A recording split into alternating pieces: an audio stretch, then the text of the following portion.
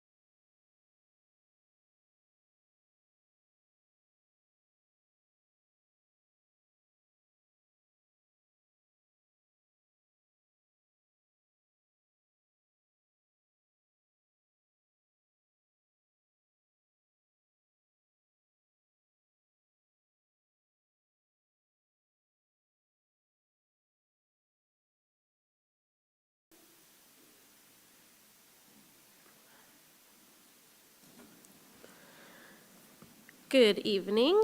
The board has been in closed session. We are now returning to open session for the June 26, 2024 Chico Unified School Board meeting and workshop. It is just after 5 p.m. We took no action during closed session, so we'll move on in our agenda. So we can please stand for the flag salute.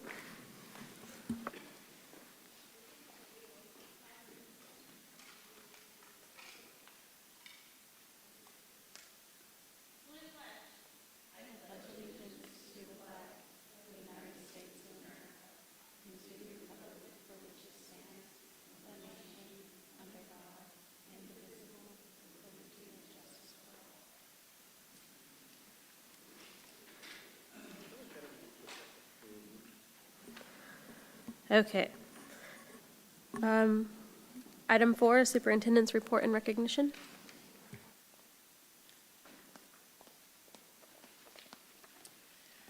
So typically, we reserve this for school sites and maintenance and operation and other staff to recognize individuals that are doing great things at the workplace. But tonight is a little bit of a bittersweet evening for us because we have 3 district office administrators that are retiring. And while I will tell you, I'm super happy for all 3 of them because they have worked hard and they have earned it. It's really a bittersweet time for the rest of us that are left behind because I can honestly say all 3 are truly outstanding in what they do. I'm going to honor the first one who unfortunately is not here tonight, and that's David Cole. David's board is actually the Personnel Commission, and they are meeting tomorrow. So he will be there to meet with the board tomorrow, his board. But he has done fabulous work in Chico Unified. He is Mr. HR. He is known statewide for his knowledge, probably even nationally, especially as it pertains to the merit system. He is also just a funny individual and a fabulous father and a fabulous husband. So we want to say thank you to David Cole, and John Shepard has a little parting gift which we will give to him at his Personnel Commission meeting tomorrow. And Mike, I don't know if you wanted to say a few words or not. I was just going to keep this short. I just want to say David Cole has been an absolute wonderful mentor throughout my training this year. He is Mr. HR. I go to conferences with him. He knows everyone. He's the president of like 6 boards for the state of California. He's just an amazing individual, and I'm lucky to have had the pleasure of working with him. I'm currently in what's called a Merit Academy. I'm doing some training, and we're the speaker's speaking, and we're doing this thing on Zoom. And David pops in on Zoom, and they stop the whole thing and say, "Hey, our president, David Cole's here," and that is our HR guy. And so I'm just super proud of being part of it. So thank you. Take away Jay's computer already. He's already blushing. So David's an avid outdoorsman, and so for our retirees, we have a backpack, we have the obligatory water bottle to make sure people stay hydrated, a name tag that has their personal information. And the only thing I would want to walk away from this with David Cole is he's the epitome of trust. You see in front of you today an agenda item that is the direct result of how much people trust David Cole. They may not always agree with him. They may want to question him. At the end of the day, they trust his recommendations, as you have before you with the CSEA tentative agreement. And I think that's a compliment that all of us would cherish. So we appreciate you, David. We know you're watching right now, and we look forward to continuing the mentorship that's already been established. We can add that to his backpack, and we'll give it to him tomorrow. Okay. Awesome. Thank you. So David was in the district 19 years, and I saw Eileen laughing, but he has some of the best one-liners. When you meet him, you think, oh, he is very straight. But he's got he really does have a wicked sense of humor. So our next individual has been with us for 36 years, and I'm just going to ask Ted Sullivan to come right on up as I'm talking about him. He has been a teacher, he's been a swim coach, he's been an assistant principal, he's been a principal at Citrus, McManus, Chapman, I'm missing one. Parkview. He has been director of elementary education for the last several years. He is truly our district historian. If you want to know something and when it happened, you go to Ted. And the thing I just love about Ted is he is so very analytical. I can go with a problem and I really will walk in just like, oh my gosh, I can't believe this. What are we going to do? And he breaks it down and he has a solution. And he comes up with something that's very workable. He's trusted. The people that work with him think very highly of Ted. Ted's also a father to 2 wonderful daughters. Just buy him the house, okay? Just buy the house. My daughter's been house searching down in Davis. They're finding the prices are a little high, and I'm just like, you're retired, buy him the house. So with Ted, we lose a lot. We lose a lot of history, but we have some wonderful people coming up that he has trained. So I just want to thank you, Ted, for 36 Yeah, years thank you. of your life. It's been fabulous. Thank you very much. And we have a gift for Ted as well. There you go. I love it. Thank you. Oh, Jay's going to do the picture duties. Oh, Jay's on picture duty? No easy task. Get in here, Tina, come on. Why am I holding this? You can hold it. You're the His boss. backpack is for travels. He's leaving right away for Europe tomorrow, Yeah, right? leaving soon. Tim's leaving tomorrow. I'm leaving a couple days later. Okay. Make us look Make good, you no look wrinkles. thin, okay? Thinner the better. Thank you. And then finally, Jay Marchant has been with us for 18 years in the district. He has started as an assistant principal, became director of secondary, and then for the last several years has been our assistant superintendent for educational services. Jay is one of those guys, we all know him as the humor, the funny guy. I'm pretty darn sure somebody really messed up at his school in Clear Lake when they did not identify him as HDHD and give him an IEP. But what a lot of people don't know is Jay just has an incredible heart. He has a huge heart for kids, and in particular, kids that come from difficult situations. Jay experienced that himself growing up, and the empathy that he has for kids never ceases to amaze him. And I cannot count the number of times that I have watched Jay open his pocketbook and buy shoes and clothes for kids that he knows are really struggling. Offers with books for kids going on to college.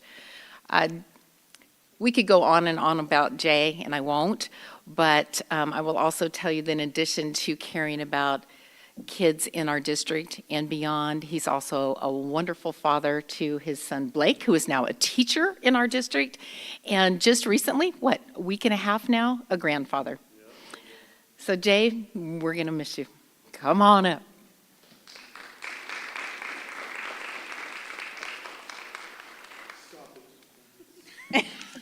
And the crowd goes wild. Whoa.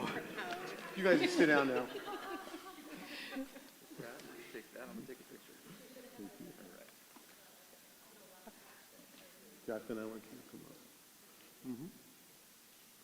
It's part of my therapy session. You had one today?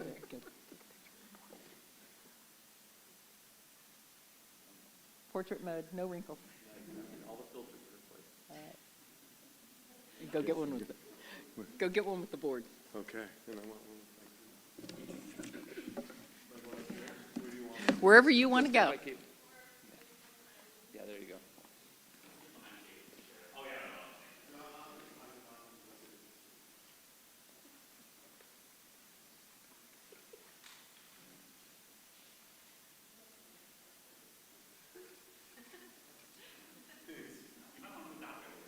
No, I don't want to get all that over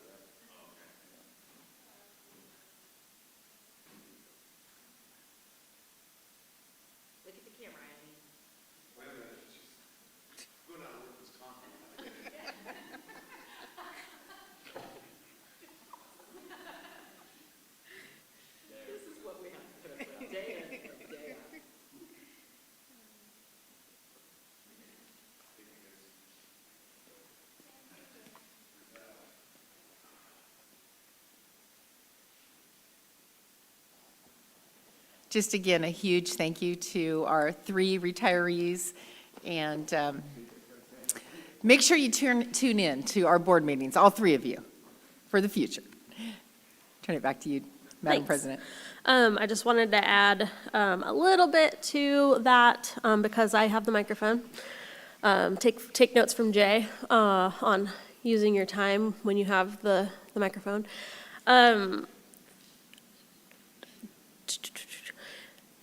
It's not just Jay, but as an educator, you have ripple effects when you have students who are inspired by you and they go and do great things. And then when you're a teacher with student teachers and they go become teachers and have great students and do great things. And so these folks that are retiring and the ones who are moving up in their shoes all have had such an impact on this community and worldwide because of how great that they are. And I was really fortunate to get to work under Jay as a teacher, as a pretty young, new teacher. It was my 5th year when I came to Chico Unified. I had a hard 4 years before that, just teaching all the different science subjects every single year as a new teacher. And Jay's leadership, along with Erica Sheridan, really helped set the tone for me as well. And there's just an unbelievable number of great examples in our district of fantastic educators. And I didn't get a chance to speak at Jay's retirement party because he took the floor and didn't ask if I wanted to say anything. I'm just kidding. But what I would have said, or what I want to say, is that Jay's one of the reasons that I'm here. I mean, definitely the reason that I came to Chico in the first place, and that I'm grateful for the example that you've set for not just me, but for the rest of us.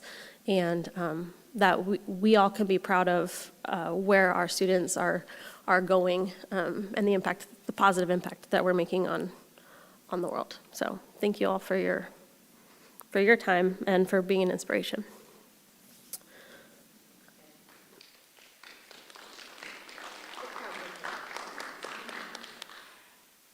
Okay. I can't believe I didn't tear up. I actually teared up when you were speaking, so I got it out of my system. Such a crier. Moving on to consent calendar, the fun stuff. Is there anybody who would like to pull something from consent? No. Okay.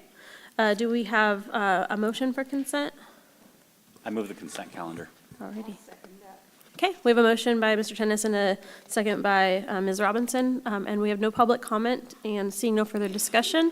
This is our first vote for the night. We will do a roll call vote starting with Mr. Tennis. Tennis, aye. Conkin, aye. Dalby, aye. Robinson, aye. Okay, and we have one board member absent today, so, do we have to do a roll call vote for all of them? I never can remember that rule. I mean, we can. Okay, sounds good. So it is 4 approve, 0 oppose, and 1 absent.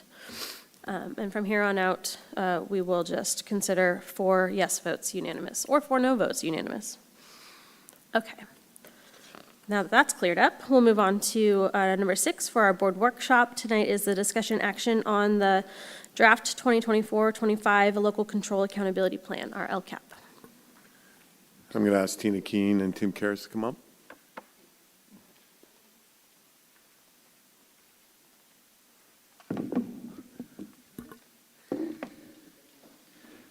Okay, good evening, Board.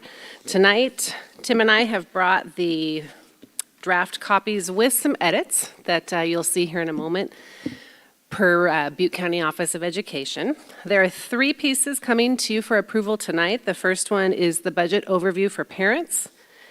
The second is the annual update from last year.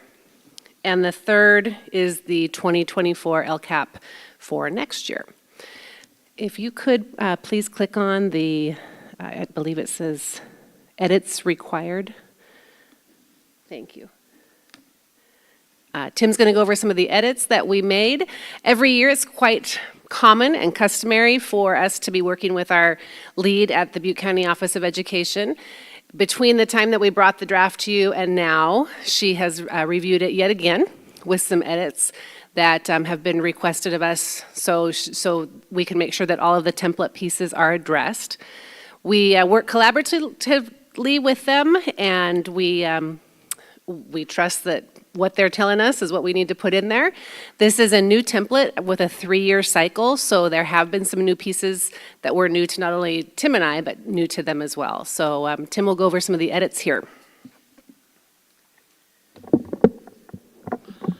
As Tina said earlier, each year we send off our LCAP at various stages of development to the county office. This was post our first presentation to you all, and this was the feedback from the county office.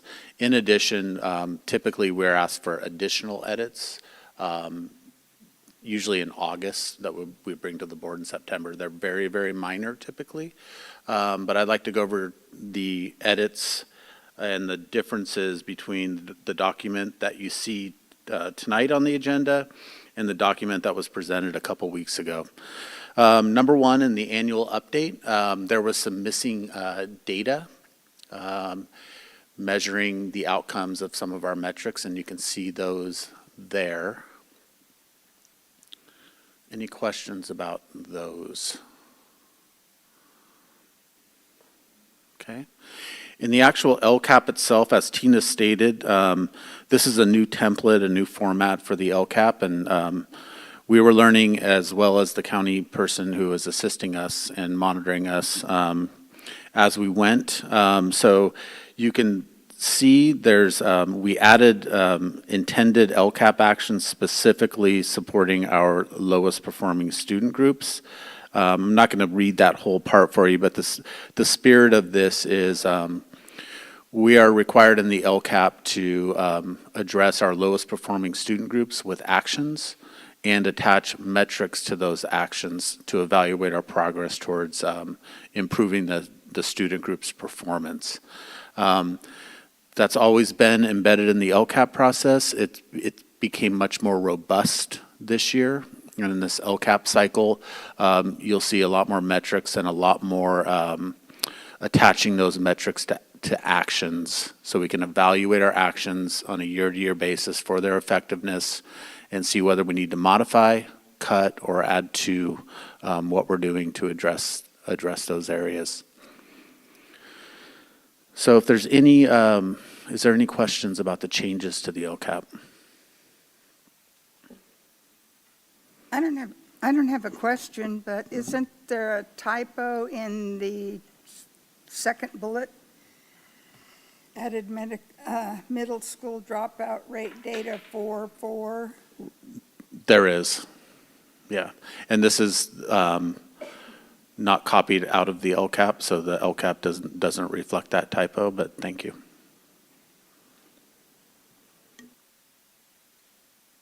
Finding those are my specialty. We appreciate it a lot. Thank you. Okay, with that, we're asking for approval of the 2024-25. Yep. I didn't expect you to go so quickly into the asking for approval mode. You're right, in that the new template changed things for those of us that reviewed it.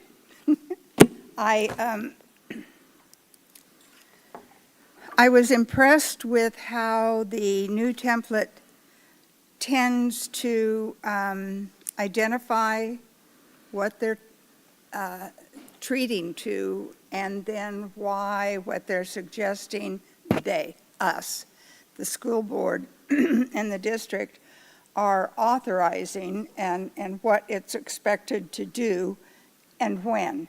I like that. It's much easier to follow when you are trying to decide whether or not we've treated to all of the concerns that have been brought before us during the year, and with the input of the meetings, the students, the parents. Was there another group? I guess there were several parent groups, that's Yep. what I, but it was much easier to go back, as I did, after I found, thank you, Tina, the input from the parent meetings, well, and the student meetings. It is in there. And I was at several of those meetings, and the notes were very reflective of exactly what I heard when I was there. So when I went back through, what I was looking for was how much of the parent input, student input, was reflected in actions being taken in this next year. And I was disappointed initially that things seemed to be missing. And then I got reminded, Kelly Staley, that you can't put things in the LCAP.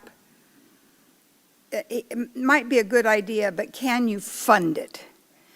And if you're going to fund it, what are you going to take away from what's there in order to do that? So it has to be a balancing act of prioritizing what you've already decided you're going to fund because of all of the evaluation that you've done on how effective the 22-23 LCAP is being, because we were still in the process of living with 23-24, excuse me. Made that mistake a couple of times too. The end result is just complementing how, if you get down to actually digesting what staff and others have put together in these meetings, very comprehensive, seems to hit the nails on the head for so much of what's in there, and treating to the big push to continue to support our unduplicated student groups to bring the gaps in their functioning up, narrowing the gaps. I don't understand dashboards, so I'm not even going to go there. Thank you. I'm sure they're all, quite representative of what we needed to see. What I do have is suggestions on a couple of things that I saw in the input area from parents that I didn't see reflected in action. And I didn't see that any of what I was seeing were things that would cost money. So that was my first criteria, is could you do this and have it not be, a cost prohibitive thing. The first thing was some desire on the part of the special ed parents to be more hands-on with getting our special ed kids as they mature into junior high and high school, more experience with taking a look at what the real world's going to look like, jobs, budgeting. It was mentioned in several areas, but not in specific reference to special ed. And I did see special ed parents indicating that that was, something that they were interested in, because as kids age out of special ed with the school district, there's not a lot of support out there. So if we aren't doing what we can to give those students skills, and some of them are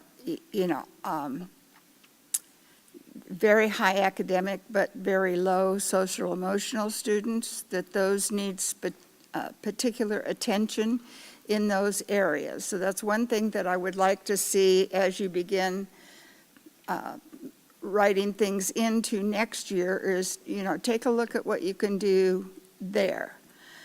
The other thing was the using restorative practices on a lot of our discipline issues. And yes, it was mentioned, but I would like to see it highlighted and a more robust look at how you can use those restorative justice guidelines within service and other things. And it was mentioning those as part of in-service training, but I'd like to see that become a bit more of a focus. Other than that, it's just, it's overwhelming as a board member. Well, me, speaking for myself, to look at what we have put together that we are attempting to deliver to all of our students, every student, every day. It's significant. I think we're doing a good job. I think it can be tweaked with some targeted in-service, which I know is a problem because we don't have a lot of days. But keeping our in-services targeted toward the things that are most important for our unduplicated kiddos. And other than that, I'm thrilled to vote yes to approve this. Thank you.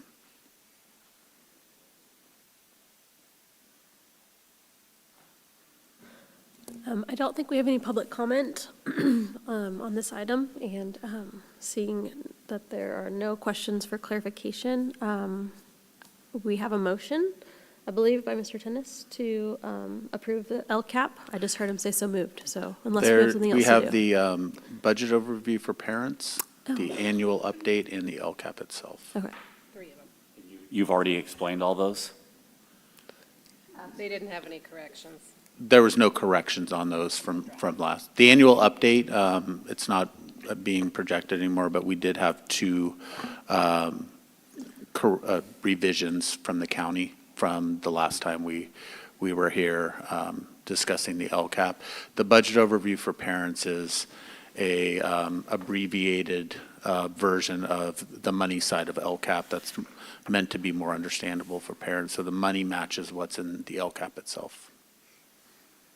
All right, please help me formulate my motion, please. I'd like to approve, or move that we approve the budget overview for parents, Annual update for 23-24. the annual update for 23-24, And the 2024 LCAP. and the 2024 LCAP. I'll second that. Okay, we have a motion and a second. Do we have any further discussion? No, just sort of appreciation for all the work that goes into it, and for another year of increased outreach and input gathering from stakeholders. I think we've improved every year how much input we're gathering, which means more data to process. So thank you again for those efforts. So in closing, I just wanted to thank the Ed Services team, because really LCAP is an expression of all the conversations that we have over the course of a year. So me and Tina, and fiscal, we're just really putting it into a format that the state wants, but those conversations are already happening. It's ongoing. It's ongoing. Also like to thank my team and others who have helped, Jen McCall and Kate Ori in the data world, Chase Chevalier, our community schools coordinator, who's also an excellent writer, helped out a lot. Fiscal is excellent to work with. Yeah, BCOE, Jeanette Spencer at BCOE is wonderful to work with, always very helpful. Do they use these LCAPs for door stops down in Sacramento, or do they like pour over them and like really care what's in them? I'm curious. Okay. The state oversees the county office, so the state's looking at the county office's work. Yep. We were unanimous last time, so all those in favor of approval, please say aye. Aye. It's unanimous, it passes. Thank you. Thank you. Thank you, thank you. Are you up again? Want me to wait with you?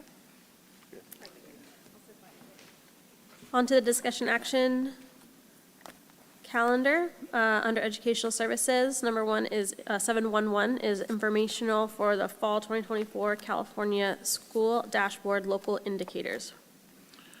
Right, so every year in June, along with the LCAP, the state of California requires us to present our responses to the state-required local indicators that will be displayed on the California State Dashboard when it comes out in December.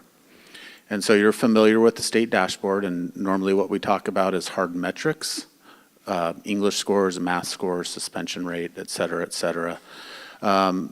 To address the other priorities in the local control funding formula put forth by the state requires us to do a self-reflection in-house on priorities that are not measured by the harder metrics that I just mentioned.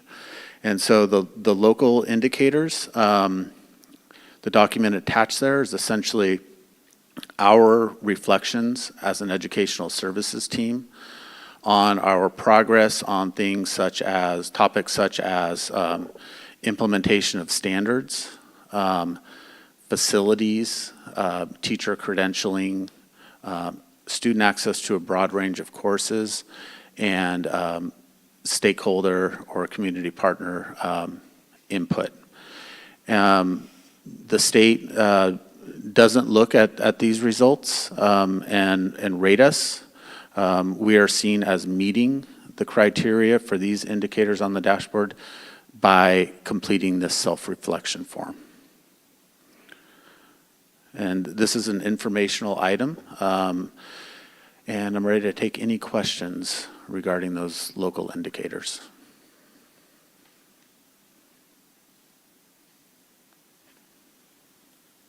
I don't have a question, but I do want to comment again that somebody's doing a better job of setting these up into a more user-friendly document.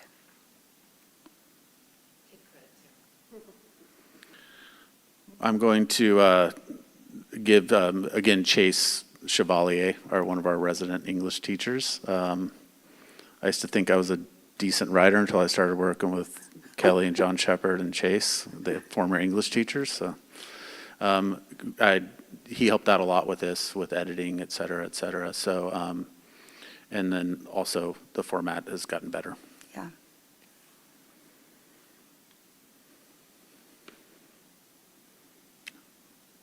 Okay, so if there's no questions, that's all I have for you. I do have a quick question. Just the rating from full implementation to full implementation and sustainability on the self-reflection, what are you looking for to say it's sustainable or sustainability? We're really looking at sustainability as we've been implemented a while. We have we have incorporated those into professional development time. Essentially, that's it. Time following the implementation of a curriculum and the initial professional development around that. And then living with that a while and continuing to provide PD. What had caught my eye was the next generation science standards being kind of a lower rating on average than the rest, and then, just the room for growth on all of them. Yeah, we're hesitant to give ourselves the highest rating on anything, and in particular, those standards, the curriculum was adopted after English and math at most levels. Mm-hmm. Thank you. Okay, thank you. Mm-hmm. This is informational. Don't think that there's any public comment on this item. So with that, we can move along to business services. 7.2.1 is discussion action for the original budget for 24-25. Yes, so this evening, I am seeking approval from the board related to our budget for 24-25. After the public hearing last time, there's no suggested changes. And if you hadn't heard, there was a budget deal reached at the state level this week, Sunday or Monday. So we anticipate signage of that by Governor Newsom by Friday, statutorily. So no major changes in the reach deal. We are going to get the fully funded COLA. He is going to declare a fiscal emergency in order to tap into the state reserve for education, and he did agree to what's called a maintenance factor, which is we're underfunding schools now, but you're guaranteed payment later. And so those funds will come in 26, 27, or 27, 28 is the anticipation right now based on state revenues. So at this point, no changes to the budget. That's not to say that when the state legislature comes back in August, that there isn't trailer bill language that may make adjustments to the state budget for 24-25. And at that point, we'll take those into account as we update the budget for first interim.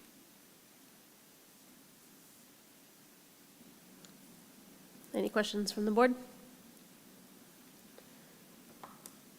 All right, seeing none and no public comment, this is discussion action, so I'll ask for a motion.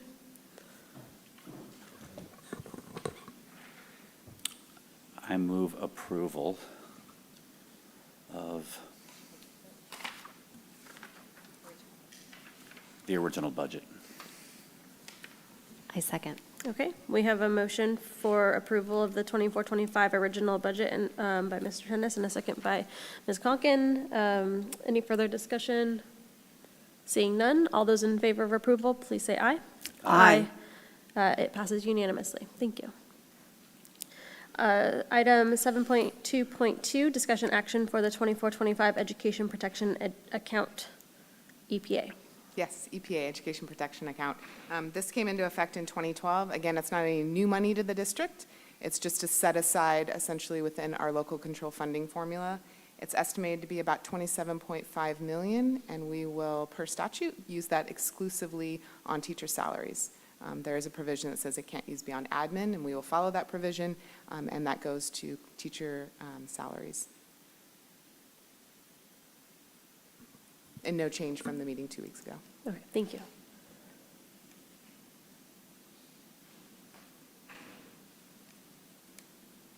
Okay, seeing no questions and no comments from the public, do we have a motion for this board?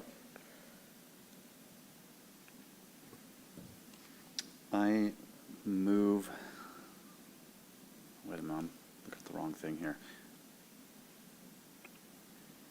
Never mind.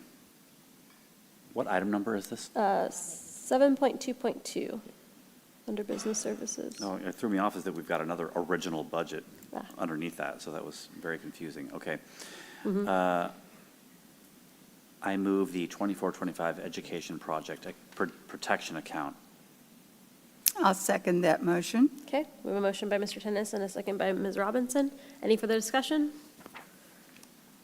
All those in favor of approval, please say aye. Aye. It's unanimous.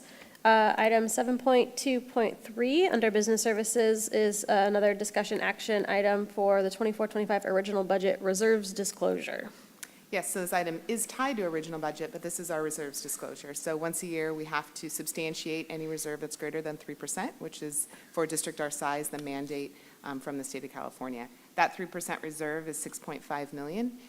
To be fiscally prudent and to be able to make payroll, which is over $14 million every month, we do have additional reserves that have been set aside, and that form is attached to the agenda item to substantiate the additional $14.9 million. And that's no changes as well related to the meeting 2 weeks ago, seeing none in a public hearing.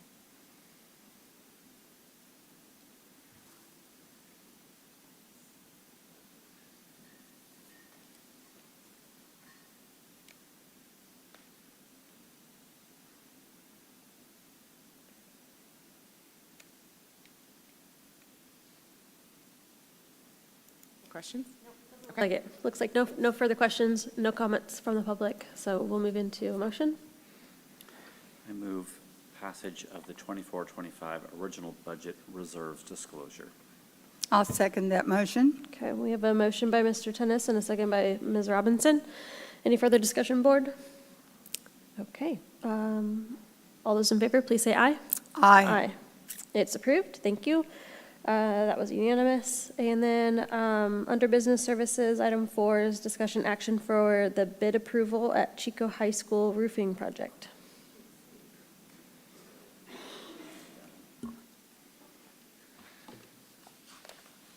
Hi, so we are looking for board approval for the Chico High roof project that went out to bid in early June. The bid was awarded to Rua and Sons Mechanical out of Roseville, and they will be starting the 1st of July upon approval.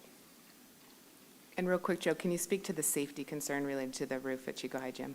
Yes, so with this comes a very significant safety issue that we have in, which used to be the old front of the entrance that they've changed. Now it's two foyers. There used to be a main entrance that are between it there, which is actually a storage room now. And it's got a significant leak that is going into where electrical boxes are and where the stuff is stored. Plus, it comes up with also basketball season. And when we have basketball season and we have a rainy day and the gym leaks, we have safety concerns. We end up having to move from the big gym to the small gym, which is a newer facility. And it just becomes a safety situation that we're very uncomfortable with due to the leaks in the gym itself, the electrical room. We have significant problems in that area. So we're looking to get this done for the safety of our children. And then also, we're looking to get this done to make it a better facility for everybody. Well, I mean, a leaky roof, in a gym is no good. No. If we've got the money to do it right now, and our competent staff is recommending it, I think that we should move forward. Starting Monday? Yes. Or sometimes competent staff, I should say. No, I'm just kidding. Relatively. Actually, I'm going to make a phone, I'm going to make a text message as soon as if it does. I have a question. Mm-hmm. You said the lowest responsive bidder was who's getting the contract. What was that lowest responsive bid? That lowest was $898,248. 800,000 change. Okay. Thank you. Yeah, thank you. There was not very much additional Right. context in the agenda. Right. Usually we get fancy drawings and stuff. Maybe next time. Next time, promise. Thank you. I love looking at CAD drawings. Great. Any other questions from the board? That sounded sarcastic, but it wasn't, actually. I know. I do it a lot for lots of reasons. Great. So seeing no further questions and no No further public comment, we can move into motion. I move approval We're gonna have of a the race. Chico High School roofing project. I'll second that motion. All right, we have a motion from Mr. Tennis, a second from Ms. Robinson. Any further discussion, board? Let's get her done. All those in favor, please say aye. Aye. Aye. Aye. It's unanimous. It passes. Thank You you can send very that much. text message. Thank you. You And got it. before Thank Joe you. leaves, I want to give him a huge thank you. We had HVAC systems all over the place, flying through the air Yeah, yesterday. seriously. Today, And there were helicopters again, hovering yesterday, over downtown. today, and that was all Joe's work there. So thank you for Not- making that not You just were happen. up there in the There was- helicopter like all. There wasn't just me. There was a lot of moving parts, and a lot of people that put a lot of work in too, so. There were it worked. actually HVAC systems flying through the air today? Yeah. That wasn't just In 2 days, it a, was 105 of them. The helicopter, yeah. that's Put amazing. them up on the top. It wasn't just a Yep. figure of speech, because Nope. that definitely could have been. Yeah. It could have been, but it wasn't. It was Awesome. real. It was real, for sure. That is like. Action News said I was- so. It I had was to going be to say, real. that's newsworthy. Good.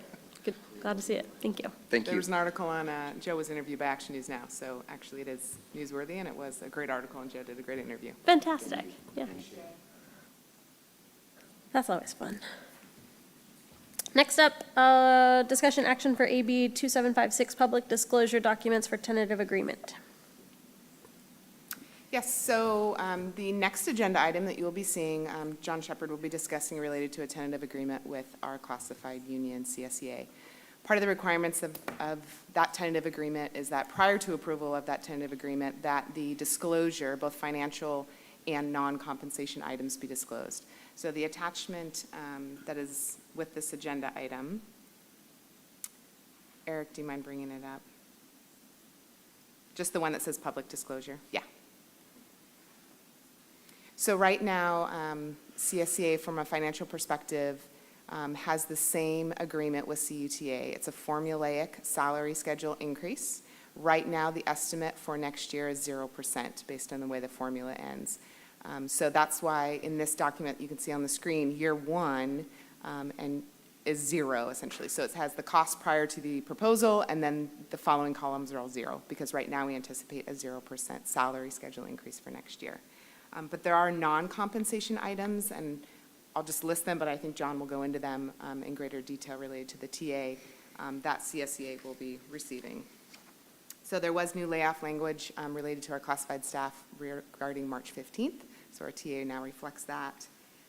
Juneteenth was added as an authorized holiday as well.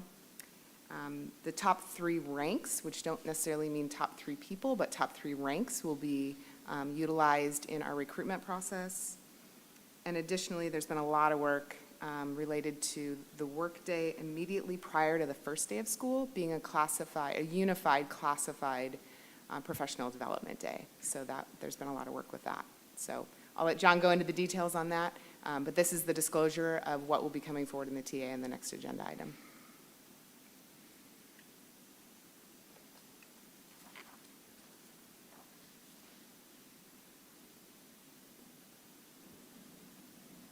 Any questions about Sorry, so you need approval of this before we?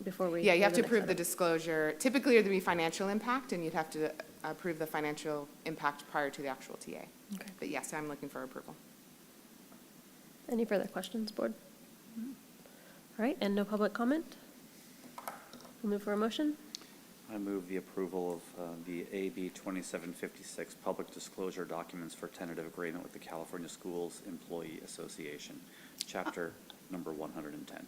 I'll second that motion. Okay. We have a motion by Mr. Tennis and a second by Member Robinson. Any further discussion, board?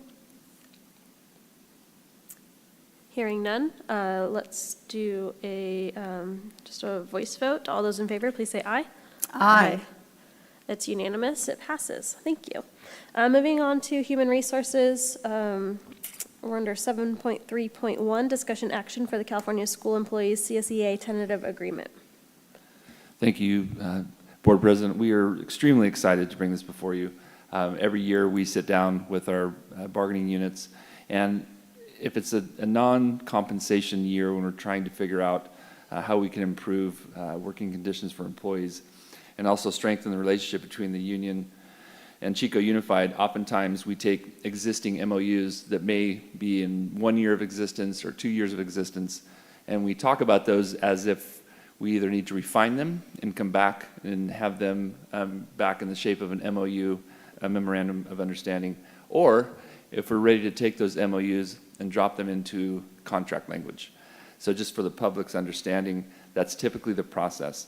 In addition to that process, so most of what you have before you, and I'll go through those in just a second, in addition to that, some people may be wondering why we had a 3-year wage agreement with CUTA, our teachers certificated union last year, and only a 1 year with our Classified School Employees Association. And essentially, I'll call them the mothership, Sacramento wanted our agreements to align. And so the bargaining units would be coming to the table at the same time for the same revenue streams. So to make that happen, we had to embed a 2-year compensation agreement in this TA. So that's why you have a 2-year versus last year we had a 3-year with CUTA. So just to succinctly go through the tentative agreement, and Mike Allen may join me at the podium just if there's some clarifying questions or probing questions if you have those as well. So as you can see, we're just going to go through these numerically. The first section is some language that's been in existence in MOU form related to wages. And essentially here we are trying to recruit when we have situations and classifications where it's difficult to bring people into the interview room. So that's the language related to wages. In Can I Article. step in on that? That Jump in, yeah. is really to clarify the process of when we can recruit at a higher step or lower them down when we don't have a problem of recruiting. So it was clarifying so that everybody's on the same page with that, so. Thanks, Mike.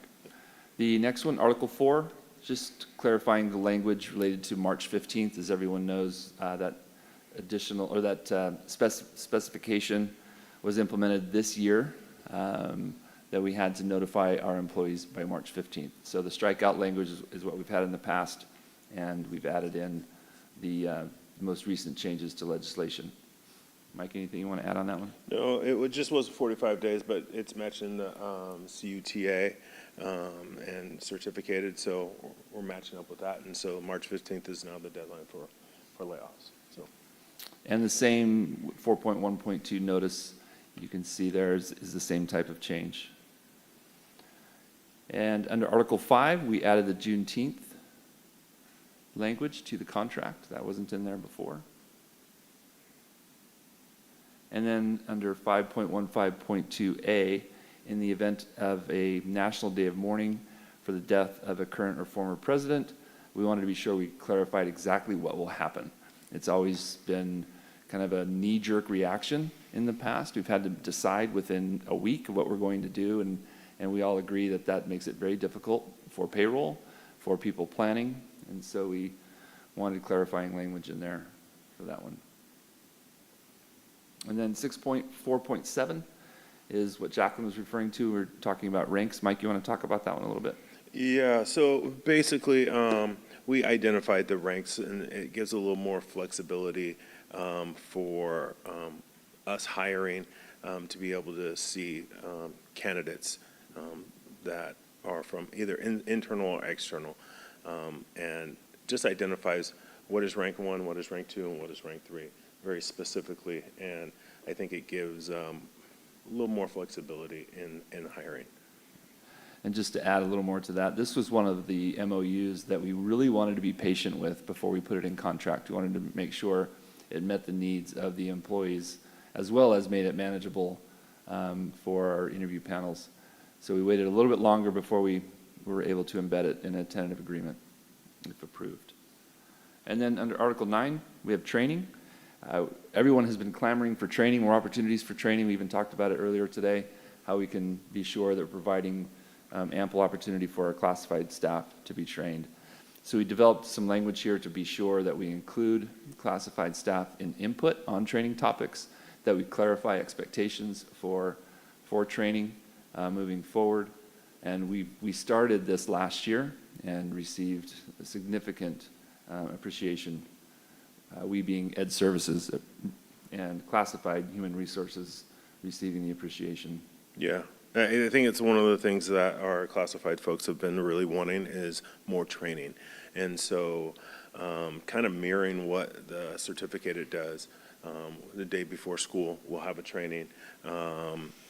And I'm excited because at this time we are also mirroring what this certificate is doing, is that we're bringing in Dr. Greenfield. I think it's very exciting. And they will hear about, culture, building culture and climate in the workforce. So I think it's right up the alley, and they get exactly what the teachers are getting. So I think it's a good move. And as Jacqueline already explained, we are trying to mirror, or we are mirroring the formula for compensation for classified. Can I answer any questions?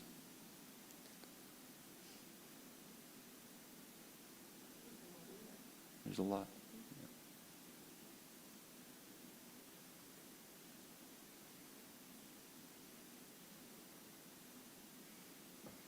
This has been quite a work in progress, yeah. Yeah, it started with, Jim Hanlon and David Cole working together with CSEA, and then we got to take it over, and so we're kind of standing on the shoulder of giants right now. So Nice. it's good that we got it through. That's great. I have no questions. Does anybody else have questions? I'm formulating a question. Okay. But I'm reading these, so I'm on the, what happens during the secondary non-student day, It looks like the language excludes instructional paras, yard supervisors, campus supervisors on secondary school campuses. And all 12-month employees, including office staff, are excluded from the dropping of that day. So are those classifications losing one workday per year? Nobody's losing a workday per year. Nobody loses a workday. Basically, they're moving the workday. We're moving So it. it was a non-workday, it was a non-student day. Right? And so we moved that for the training day in the beginning of the year. So we changed calendars to reflect that day being moved to before school, and they don't have to show up on the non-student Okay, day. so it's substituted with an in-service. Yes. Got it. Okay, I'm done.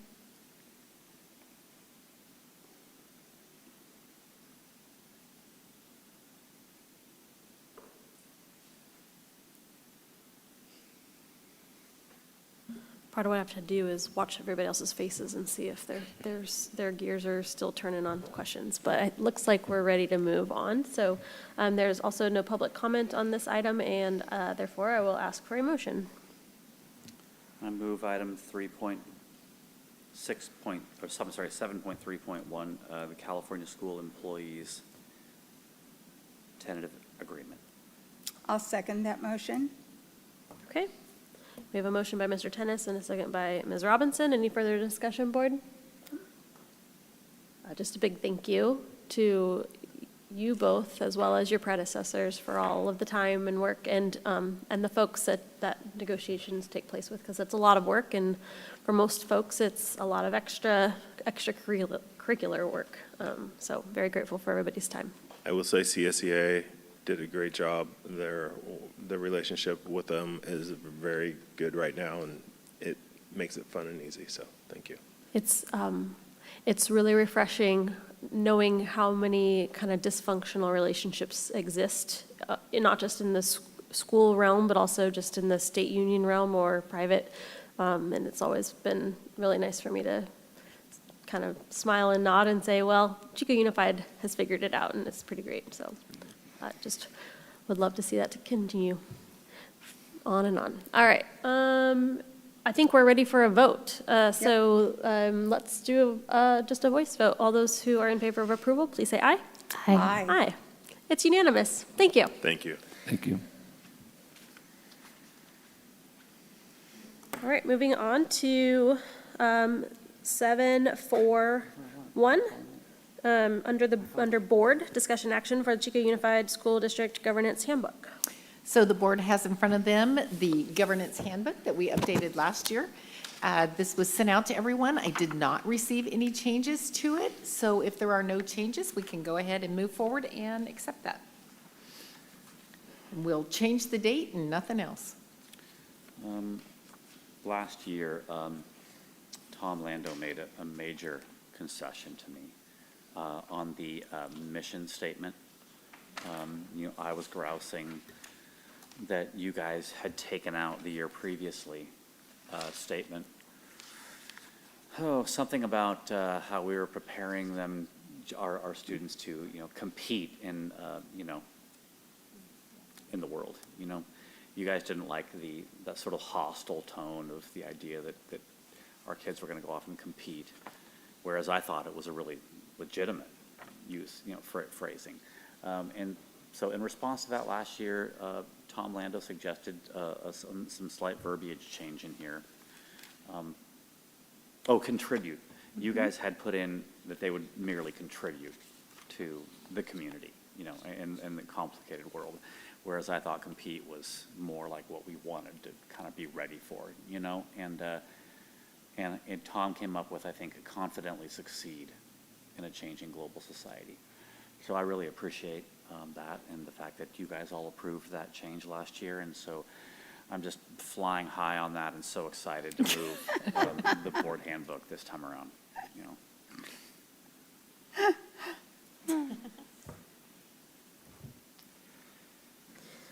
Yeah, I would add, keeping in mind that at the end of this year, there will be 2 open seats and new board members, and it will be up to them to decide if any new changes need to be made. I'm comfortable with our board handbook as it stands. So if there's no public comment on this, I am happy to take a motion. Well, I move approval, and I also think we should maybe, I ask that it be recorded in the minutes that we hope that the subsequent boards of trustees will see the value in this revised, mission statement.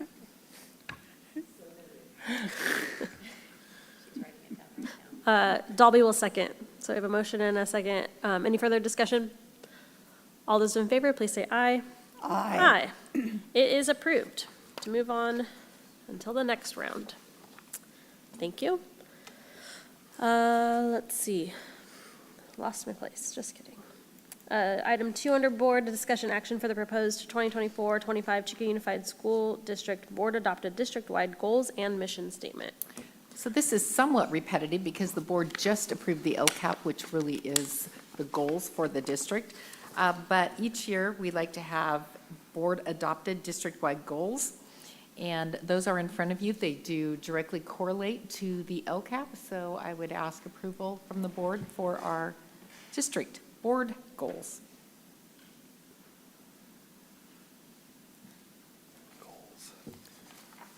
Where are those enumerated? I'm sorry.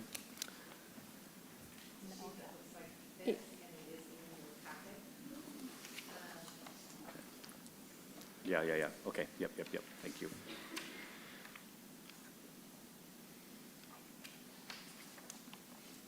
It's not in the back of your packet. If you I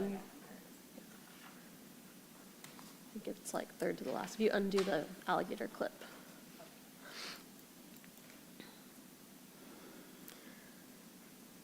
So I have a question for you, Kelly. And I kind of have asked this before, or have alluded to it, but when we have our LCAP, there are elements missing because the LCAP also talks about that local control funding. So it doesn't really outline the facilities updates that we have goals to make in the master plan, and maybe doesn't speak to campus culture or district culture or it does in terms of professional development, collaboration in a bit, but I'm wondering if there is room at some point to consider at least pulling some of those elements into the board goals in terms, and then that can, be reflected upon throughout the year and in our self-evaluations and superintendent evaluation in the future. What are your thoughts on that?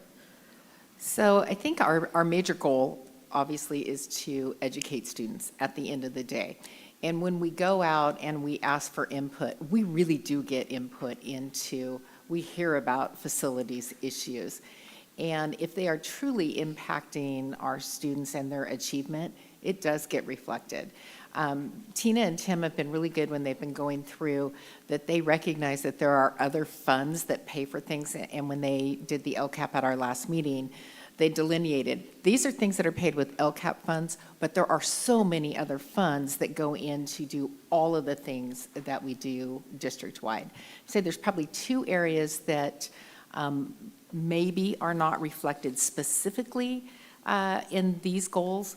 And, one would be facility renovation, and the other 2, a little bit lesser extent, really would be on the M&O side.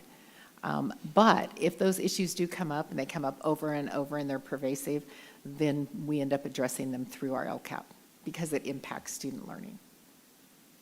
It's not always just the LCFF funds.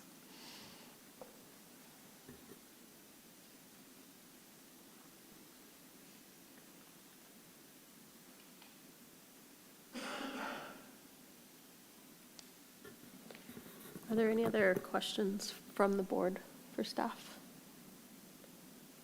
And no public comment? Okay.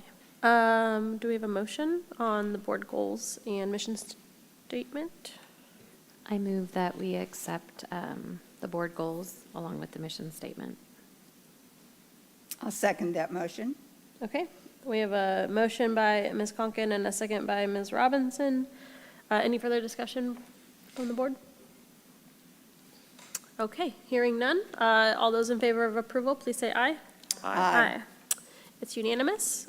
We can move on to the next item, which is item 3 under board, discussion action for the proposed 24-25 board workshop calendar, topics, liaisons, and board member assignments. So here's where it gets a little more chaotic. So each year, the board has the opportunity to select workshops, and that's topics that they would like to learn more about. And it's really specific to what the board would like to know more about, things that are happening within the district. We did have some items that were submitted. Both staff brainstormed on some items that would be good to do workshops on. Board members have submitted things that they would like to learn more about. We have board liaisons that work with us to make sure that whatever staff is presenting is exactly what the board members want to hear about. So we try to have 2 board liaisons for each workshop topic, and then they work with staff to develop that board workshop. So this really is your time to direct staff work. Not that it's not always that time, but this is your opportunity to decide what you want to hear about.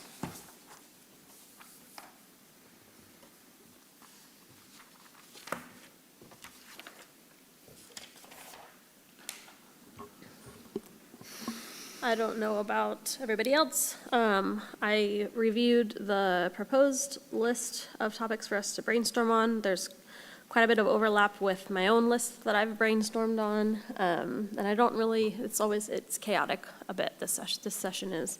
Do we want to pull up just a fancy graphic organizer that's on the board already? I just looked up and saw it. Maybe just talk about what some of our ideas would be.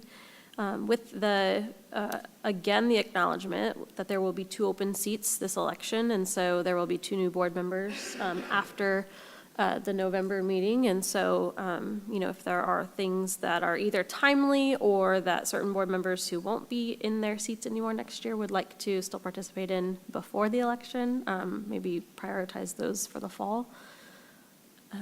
Is there anybody who wants to jump in?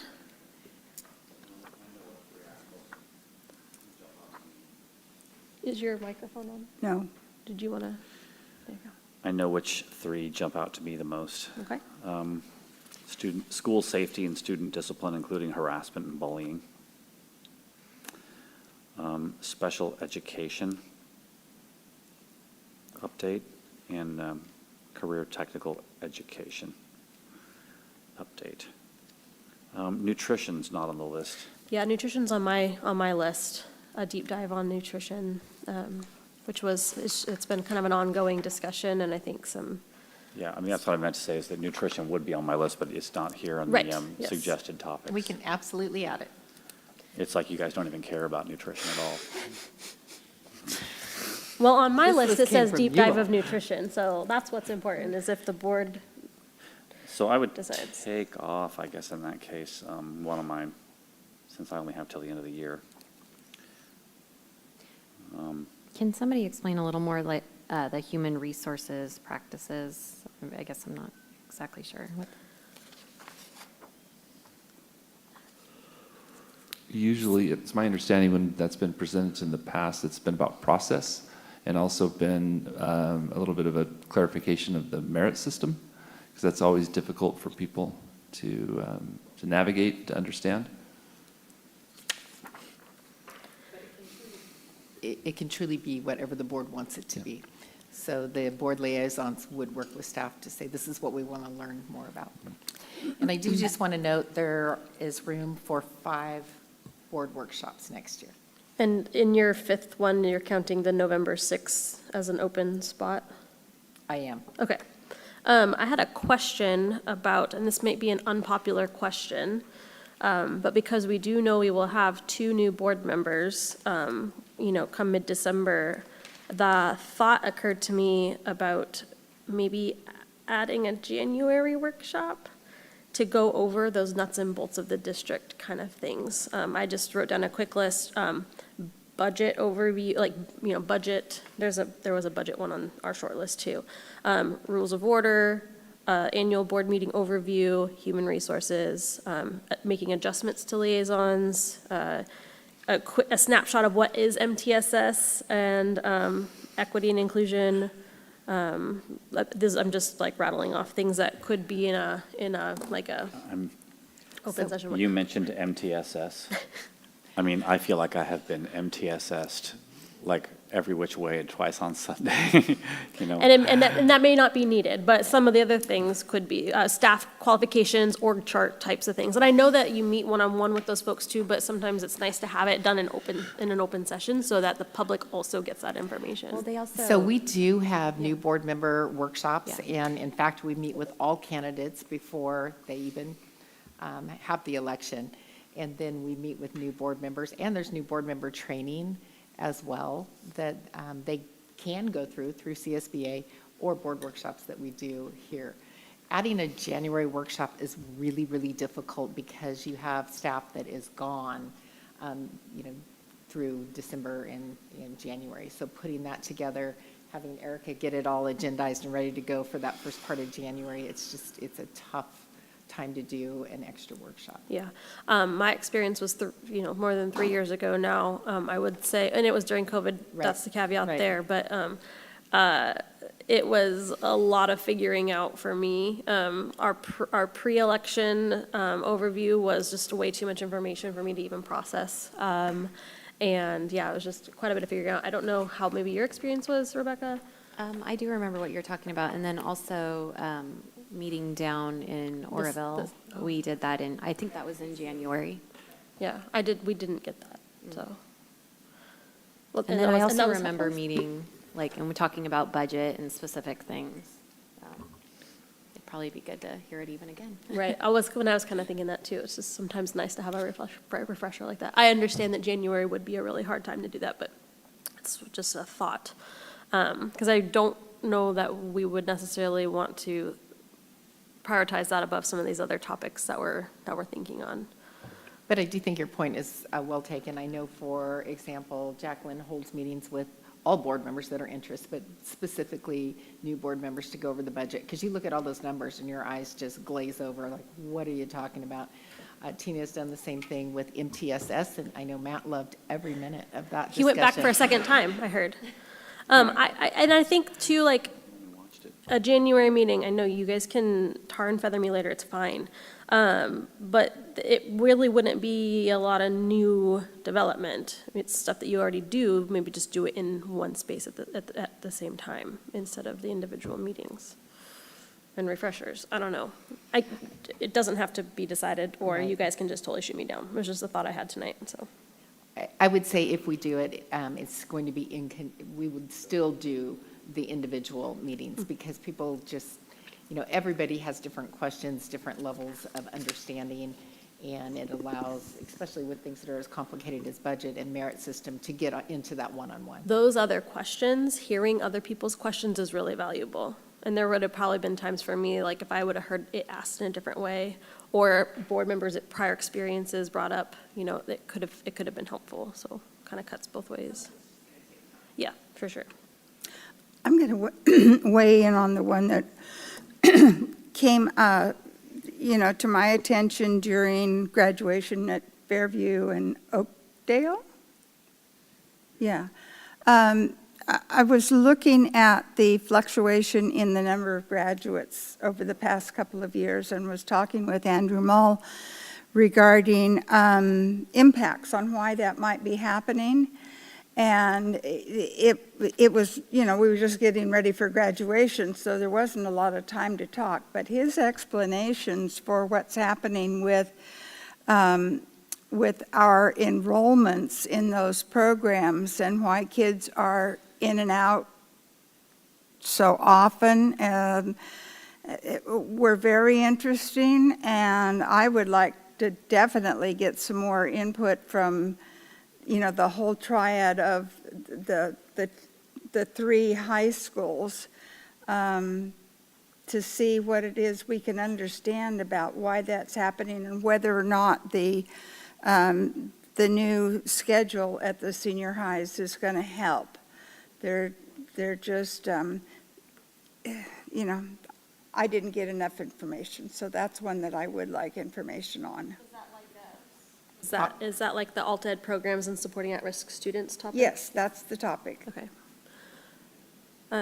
For me, just to tack on to, so far, Matt and Eileen's topics, one that hit me kind of hard this year, so maybe it's personal, was the after-school programs and the huge need. We have very long wait lists across the district. I think there was more than 700 students who are waitlisted just for elementary school for the after-school program for next year. My kid is on the wait list, so no nepotism. There's a note for that. But I'm seriously considering not putting Isla in school in Chico Unified if I can't access after-school program, because there's nothing else. I don't have another support system. And that's really, it's,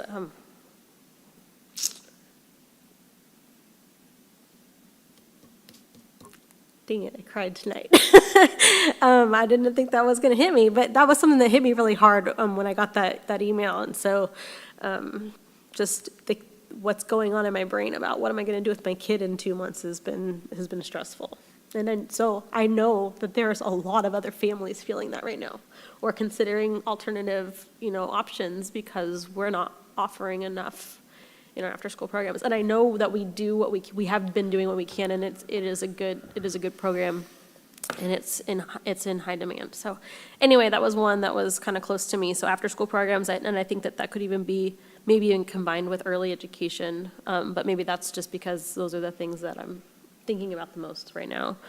And then I also thought special education programs, and specifically secondary special education programs, was another number one for me. So those were my two number ones, secondary special education programs I would love, or at least special ed programs, talking more about inclusion, looking at the high school courses that are being offered when inclusion is not happening, or when they're, in a, I don't like the word basic class. What does that mean for our students, and kind of delving deeper into that. Obviously getting input on from our stakeholders on what that workshop should look like, or focus on. And so I feel like that would be okay to do for after my time on the board is done. I would be okay with the next set of board members being involved in that discussion, so that they can continue to carry that through with the remaining board members. So my two number ones, after-school programs and early education, secondary special education programs, or special education programs in general. And then my two number twos was alt ed programs and supporting at-risk students. And then something else that had come up when we were talking about facilities and budgets. I know Jacqueline was kind of looking into this, but looking at doing some sort of like utility and sustainability audit, and looking into alternative energy solutions as a means for decreasing our utility bills and improving our facilities for longevity was a thought. Maybe an opportunity politically to try to encourage a separation from a certain utility company that keeps jacking up the prices. And other elected boards and commissions may be looking into that locally as well. So getting ahead of that curve and being involved in that effort, if it does launch sooner than later, was something that had come up. Deep dive on nutrition and attention to attendance and budget was something else that I had felt. So I have 6. I can never narrow it down. Everything is important to me. Plus an extra workshop for the nuts and bolts for new board members, and a refresher for current board members. I'm going to stop talking now. I think for me, my priorities, or ones that jump out, would be school safety and discipline. Also, I see the importance, just again and again, it seems like we're reminded how there's so much room to grow, and address the attendance issue, particularly post-COVID. So I see that as a priority. The CTE is also, to me, of high priority. There was one more I wanted to see. It sounds like everybody already is on board with nutrition, so I won't beat that one. Yeah, I think those were my priorities. So I have for you, Rebecca, 3, attention to attendance, 4, CTE, 6, alt-ed programs, 7, special education, and then the number 15 on my list. I didn't mention alt ed. Nutrition. Not that I don't think it's important. Which one? but I'm sorry. I didn't mention alt ed, but. Oh, I'm sorry. No, I You're mean, right. You're I'm right. not, it's important, but I didn't point that one out in particular. But I also, special education, that was the one that was on my mind. Can I ask, for the members that are, because I'm not anti-CTE or anything, but I felt like we had a pretty good update this year. I mean, is it something that we want to hear about annually? Is that why it's brought up, or just because it's a passion project for many people above other things? We did just have a CTE update, right? Like a couple months And ago? we just had nutrition. Right, but nutrition had there was a lot of questions coming out of nutrition from the public who was listening in, as well as board members, and it seemed like there was a lot more digging we could do on that one. Yeah, you raise a good point. I mean,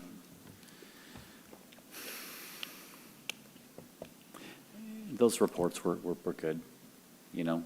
When did we have a SPED report? So we haven't, I mean, that's what we're going to do now is schedule these as reports. Yeah, I know, but when's the last time we had a special Oh, when ed? did we do it? In the fall, huh? September 22nd. I knew she'd know. That, I'm trying to remember, so that presentation, and maybe Jen can speak to this better, but that presentation was, I feel like was really specific about something. Was it a general overview, or was it more specific about something? It wasn't the one where we had like a really long lunch meeting with all of the staff there. That was the year before this year, the school year before last. We didn't do one this year. The one you're thinking of was when we prepared for that September 22 meeting. Oh, September 22. I was thinking you were saying September 23, like we just did it. Oh, no, September 22. Okay. Say 23, sorry. I don't know. Yeah. Yeah. Okay. So it's been a while. It has been, and if I'm remembering correctly, it was really like all of the components of special ed that were occurring in the district at that time. Yes, thank you. That's why I was like, I don't remember what we heard in September, but I'm pretty sure we heard a lot further back, but now that makes sense. If anybody's listening in, it was September of 2022, not September of last year. So it's been a while since we had a relatively comprehensive special education program update. And not since you've moved into your position. Yeah. So we'd give it a year for you. Let you get your gears running.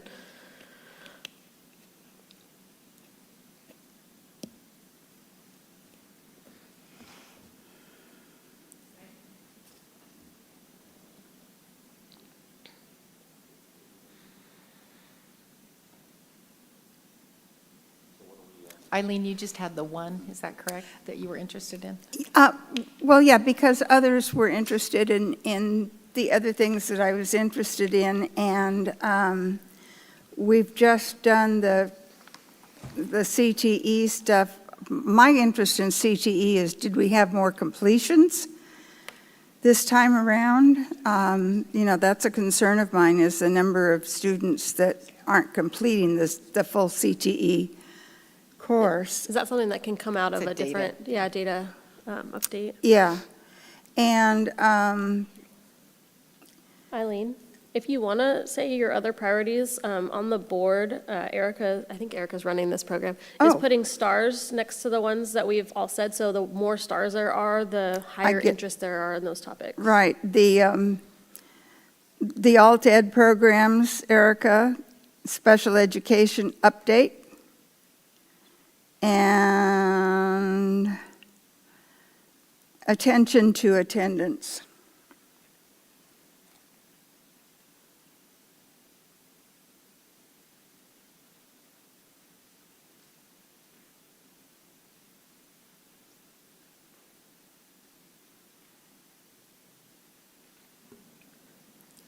Some other topics that I don't think we necessarily need to write up there, that I had on my list were really geared towards curriculum updates. This is for staff, so I'm kind of waiting till they're listening. So on my notes, I had elementary curriculum, more clarity on the elementary curriculum updates. That kind of came up with when we heard about science, you know, how much time is being spent on what and overlaps and efforts there. I'm not saying that we need to add this up here because there's already a lot of things for us to choose through. But also, we maybe get an update, maybe not a workshop, but just an update on ethnic studies, on the ethnic studies rollout. I know math is coming down the line for a curriculum update. Science is still in progress, as we saw on the LCAP update earlier. And then health education for K-12, and some questions came out of the PE presentation about just equity and implementation. The health education thing is because it goes back to qualifications and certifications for staff. And if Tom was here, he would probably echo similar, making sure that we have the right staff in places for things that are as important as health and health education. But yeah, so just like curriculum updates. We're kind of, I feel like we're finally kind of getting back to being able to focus a lot more on curriculum and, you know, the normal stuff and out of the weathering the storm through and post-COVID. So just something to kind of keep on the forefront of our minds as we go forward. Sorry. I was just going to try to get us down, narrow this down Yep. a little bit. So I can't tell from Erica's stars, but what I show, yeah, we have one for facilities master plan, alternative energy solutions. We have one for after-school programs and early education. 3 for attendance. So that looks like 1. 2 for CTE. 2 for alt ed. I think there was more for alt ed. I have Eileen and Caitlin. Oh, okay. Was there anybody Sorry. else that had alt ed down? Maybe it was the switch up between alt ed and special ed that I'm reflecting back on, sorry. Okay, 2 for alt ed, 4 for special education update.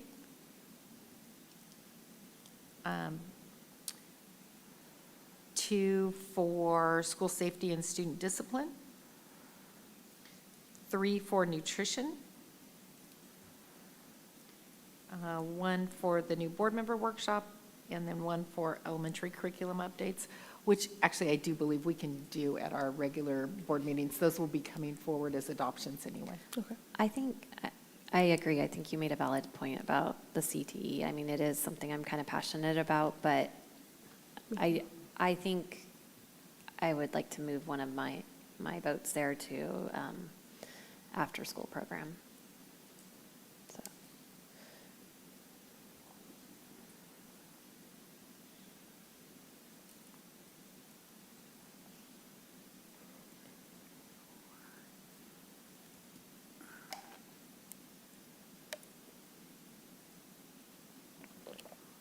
So it looks like, for sure, we will have the attendance with 3, the special education update with 4, and nutrition with 3.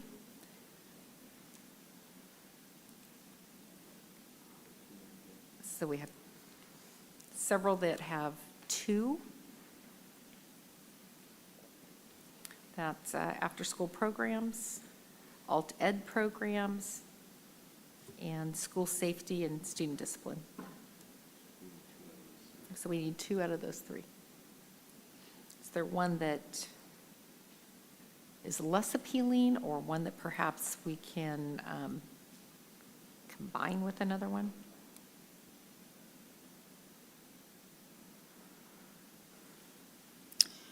With the attention to attendance, one of the things that was repeated over and over in our LCAP were the things that were highlighting student-teacher engagement, and that was a big driver in getting kids to school and staying in school, was that bonding between the teacher and the student.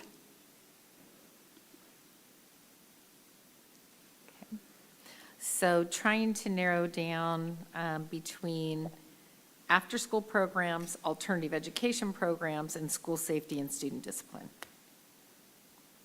Where's the board? Is there one there that is of less interest? Is it possible to maybe bring this back to a next meeting when we have our 5th board member here?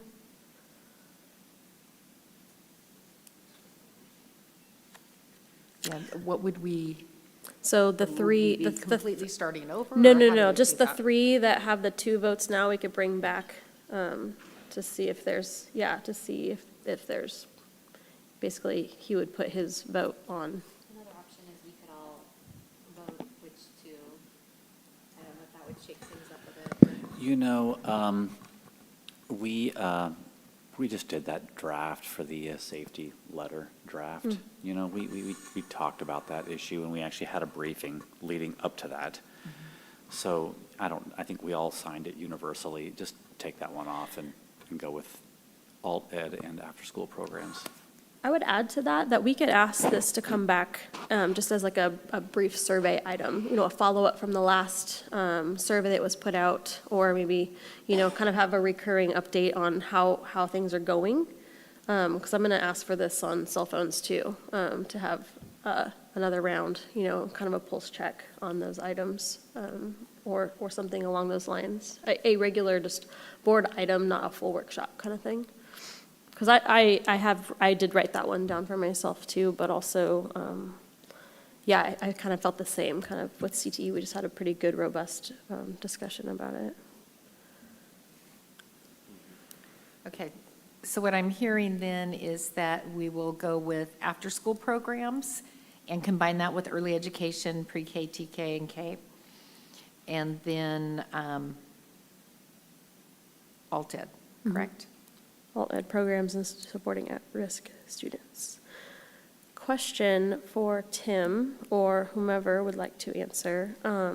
For the February 5th achievement data and CASP info, is that also going to include CAST with the science? Do we know? I don't know if Tim's still here. Did he run away? Oh, that's funny. But way to call him out, that was good. I know. He just needed to step outside for a moment. Sorry. Sorry about that. Okay. Yeah. And then I know that bond facilities workshop, that's not necessarily something that's critical for us to do. I think we will be having lots of discussions about the facility master plan and bond dollars if we pass the bond. Okay. Gotcha. So those will be built in. Built into our meetings. Okay. Okay, so Thank just you, so I everyone. make sure I get this right, we have decided on 2 after-school programs, 3 attention to attendance, 6 alternative education programs, 7 special education, 8 was included with the other one, and 15 nutrition. Good? Okay. So now I'm going to ask that, let's just start up at the top with after-school programs and early education. If we could have 2 board members that would like to volunteer to be the board liaisons for that.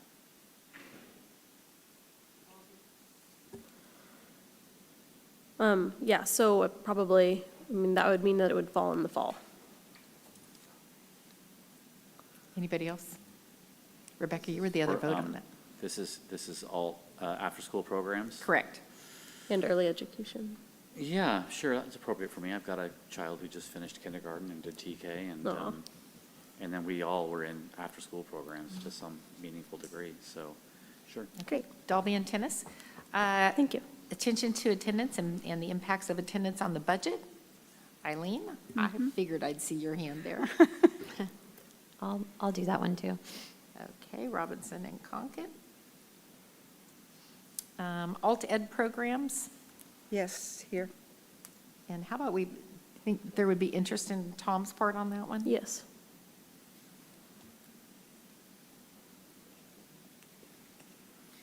Special education, I'd like that one if possible. okay. I'm interested too, but I'm worried about time slots. Yeah. Yes, all ed programs and supporting at-risk students, please. Okay, Conkin and Dalby on special education, is that correct? Oh, was that special ed? Oh my gosh, why do I keep doing that? I keep mixing it up, I think, in my head. Which one was that, special ed? Yeah, number 7, special ed. I was going back and forth in my brain about that alt ed programs. I have Robinson and Lando on the Alt Ed. Oh, that already happened. Wow, That okay. I'm about a half a step behind, y'all. Special ed, I have Conkin. Yeah, I'll do it. Conkin and Dolby. Okay. And then nutrition. I would like to be on nutrition. I Okay. wasn't on it the last time. Tennis and Dalby. Fantastic Okay, team. great. Okay. Yep. So with the board's permission, what I'd like to do, and the board president can help me on this, but go back and put together a schedule and just slot them into the different available times. Okay? Sounds good. Thank you. It's not as chaotic as I was anticipating. Great job, team. I'm proud of us. Go us. So we do need to vote on that. That was a action item, discussion action. We discussed. I move great approval of the tentative schedules for workshops next year. Perfect. And board liaisons. Perfect. Yeah. I'll second that. Okay.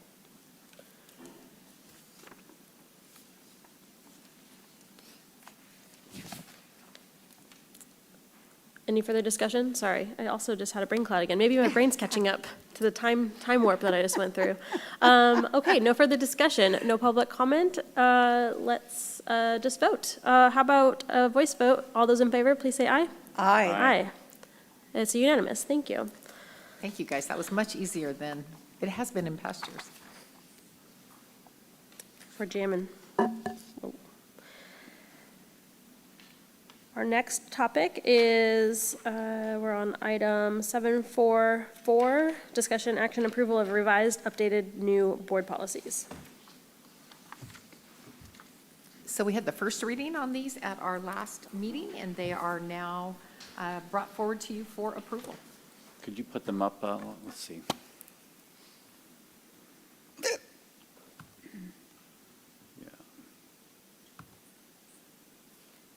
I think just the whole list. Correct. Yeah. If you click on that.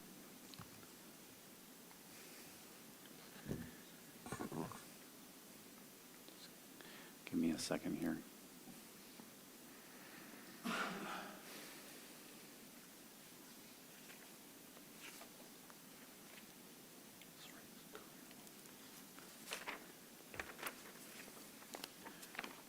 Okay.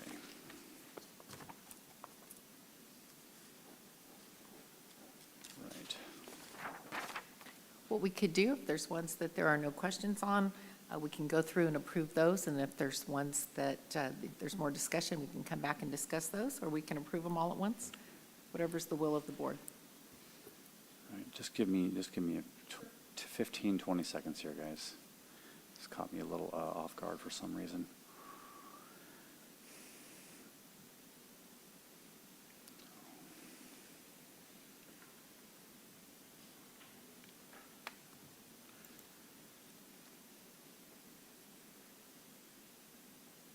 Yeah.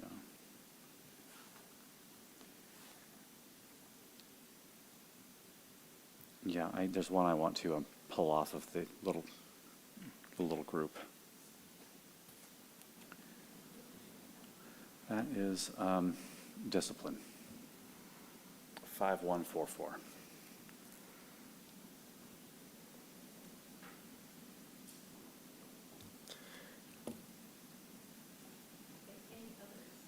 Any others the board would like to pull for further discussion? If not, we can go ahead and approve all of the others.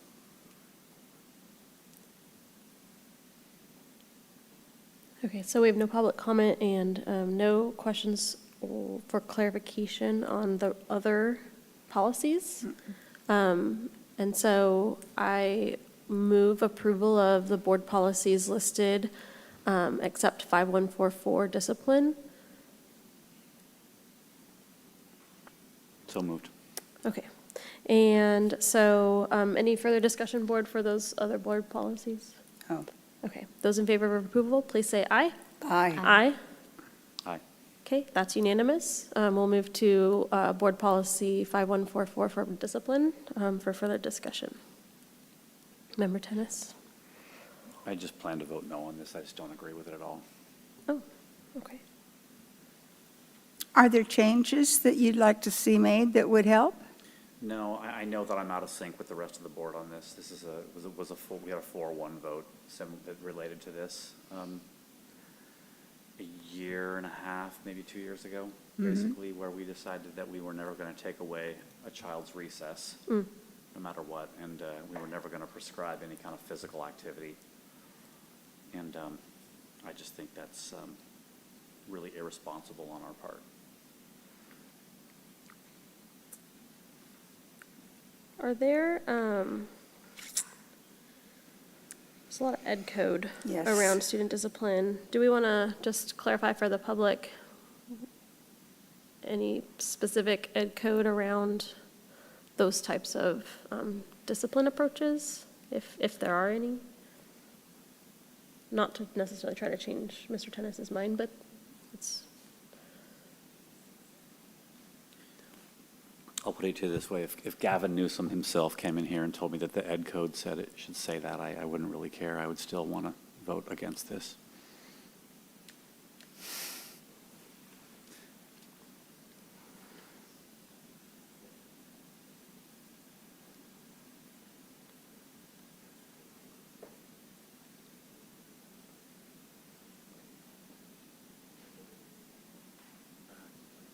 Yeah, what Matt's talking about, I'm sorry, I'm going to have, she's got, because Jacqueline had it in front of her, because it was that law, the new SB 291 came through and said we couldn't take the recesses away, and that's what we had to bring back, because the law came through, and it's also Ed Code 49056 that they reference that in. And again, I understand what you're saying, Matt, but we just have to be able to follow what we're abided by the law. I think it's fair for Mr. Tennis to be able to state your stance, and, everybody has an opinion to share that is shared by many, and just to clarify for the public that this is in here not as some kind of deliberation that was made internally, but that it came through from Ed Code. So thanks for pointing that out so that we can just clarify that for everybody. Okay, so if there's no further discussion, do we have a motion?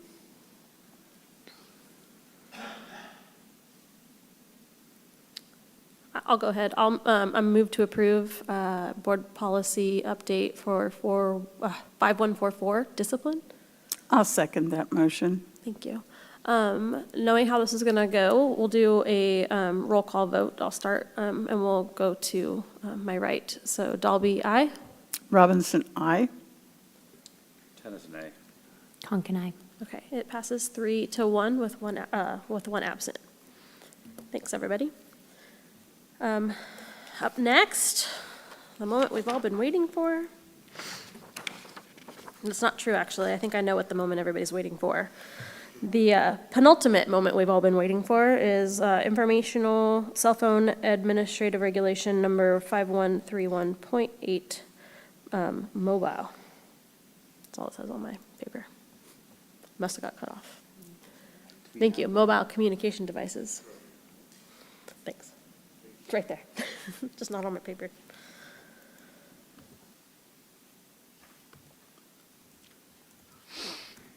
You guys able to pop that up? Or you all have it before you? Yes? Okay. So inside, there we go. Okay, perfect. I should do my glasses. So just want to let you know that at the last board meeting, you asked us to come forth with the AR with regards to cell phone use. We did just that. And we were able to define certain things within our ARs. The first one was we defined the mobile communication device, the emergency or threat of danger, restorative practices, and we discussed storage. And the biggest takeaways from this that I really want to bring forth is we came, what I feel, in taking into account our teachers from DLC and EAC, taking into account our administrative teams at the junior high, elementary, and high school levels to come up with something that we can enforce consistently and fairly. And so before you, you have a breakdown of what it looks like at the elementary school site, at the junior high, and high school. You will notice that elementary is a little bit different. But when you get to the junior highs and high schools, in terms of the progress and the discipline that goes with it, in terms of the violations, it's pretty consistent. And so I do want to, reiterate that this is all something that all our secondary teams, admin teams, fully believe that they can support.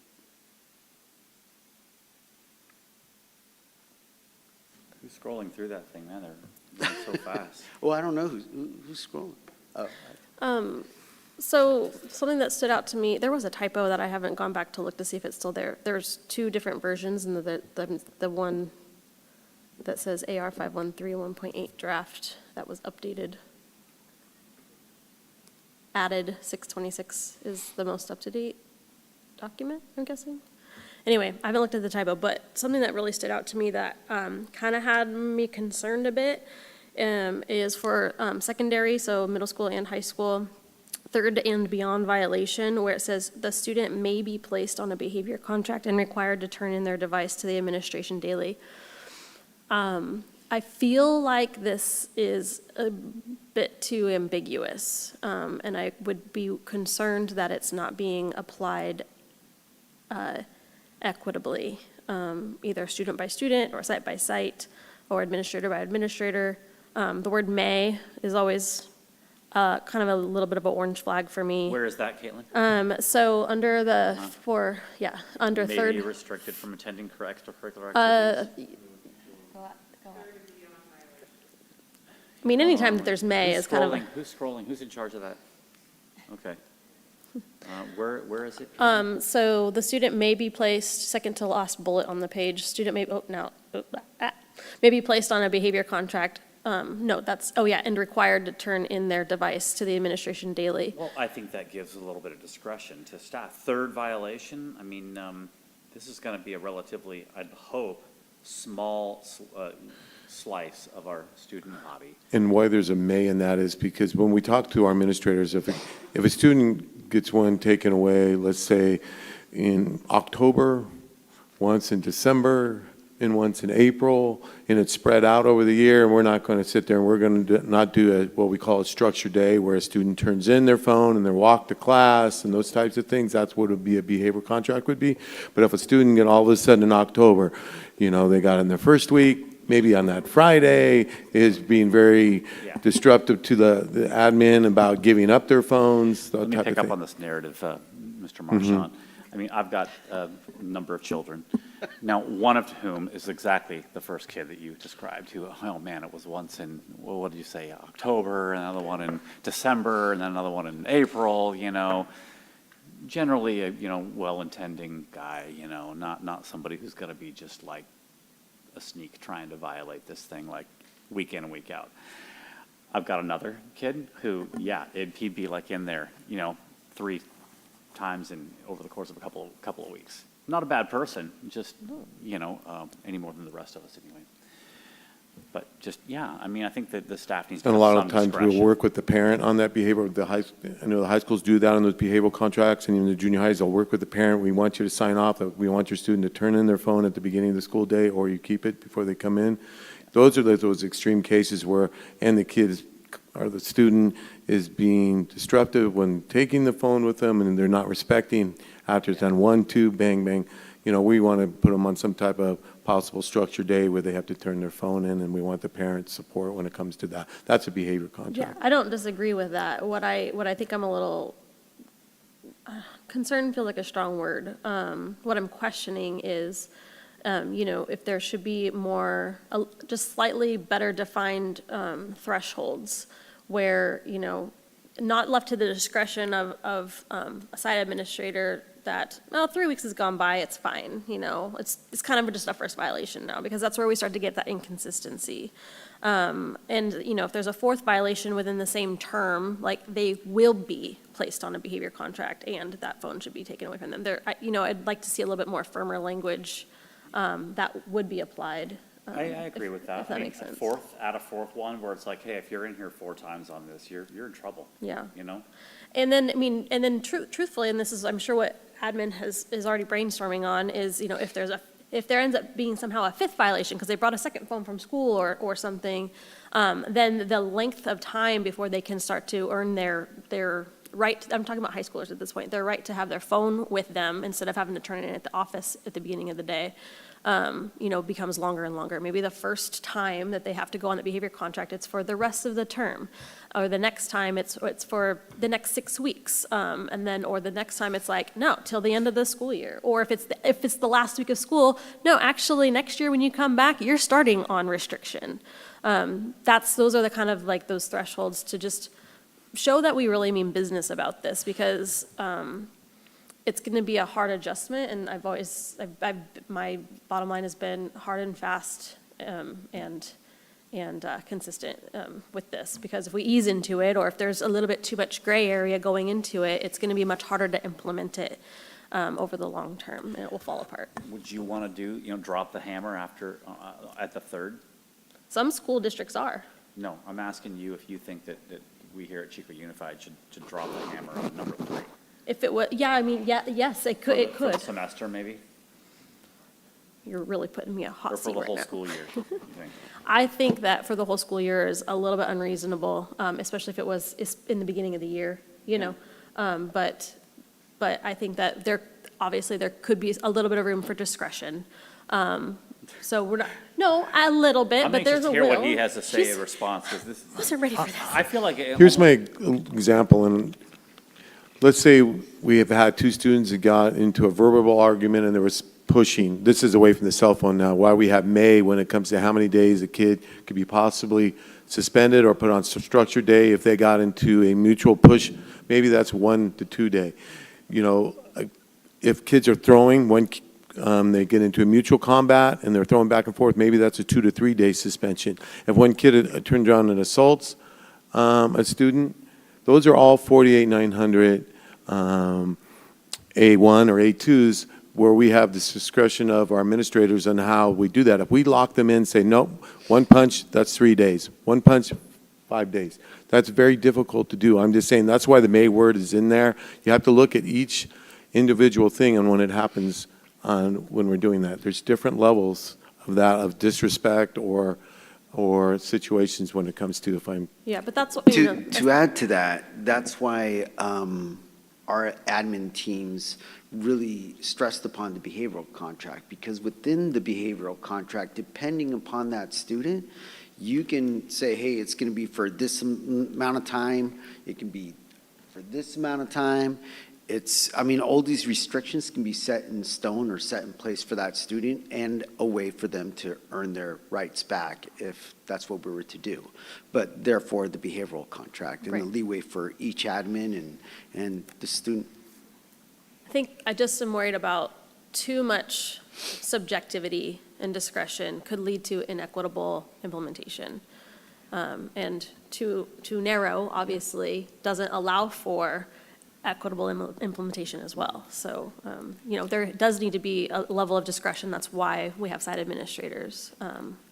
And I think especially knowing that this is new, Pedro and John and Jay before him are really good about having meetings with your assistant principals and principals and talking about how are you implementing this? What are you doing to ensure some consistency across the board? And if there isn't consistency, we will hear about it and need to address it at that point, but.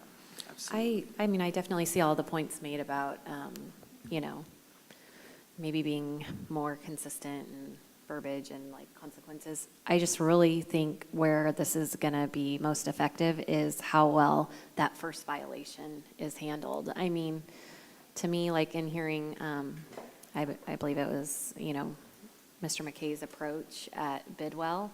I mean, kids are going to learn real quick, you know, if on first violation, how that's handled. So, I mean, I just think the consistency at that level has to be so important, and hopefully we aren't dealing with third and fourth violations. You definitely brought up a great point, and to add to that, it's the education of our students done in PBIS, done prior to the start of school with messaging to our parents of what exactly our BP with regards to cell phone use is actually going to be required of implementing for our students. And so that whole education piece, I think it's going to be very key, and actually what it's going to look like when our students show up the first day, because we're going to know. First violation is how it's handled is Yep. the most. And on that too is it's really going to be dependent on our educators in the classroom. Absolutely. And Across the board. if it's not being implemented consistently, and some teachers let it slide the first couple of times, instead of saying, no, first violation is first violation for every single student, it needs to be addressed. Teachers need to know, and educators and the staff in the classrooms need to know that this is a burden up front. It's an investment of my effort to have to walk this cell phone to the office, you know, and instead of just giving it to them at the end of the period, like that can't happen anymore. Like, we have to know that it's an investment of our effort up front, so that It's definitely a team effort. Yes, yeah.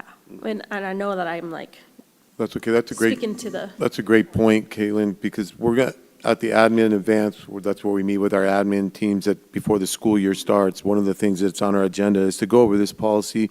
How are they going to discuss this with their teachers on their first staff meeting, or that first staff meeting when they come back before school starts, about this is the policy, this is what is being implemented, this is what's in our ARs, and and our students are asking for everybody to be consistent on this from class to class. If you can see it in our notes from the students, please have everybody consistent, and that's what we're going to be asking our admin to go over this again with our staff.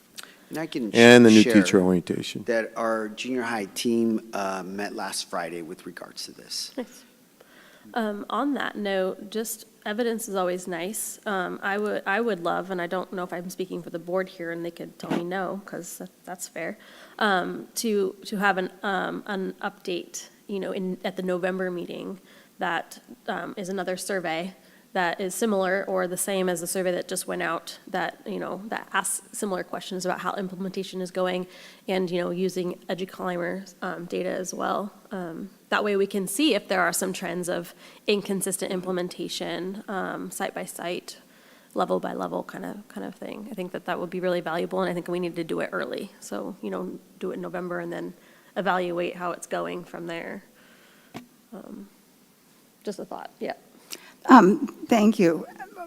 My thoughts, and I'm remembering back to what people said about why Mr. McKay was having success, and others weren't necessarily.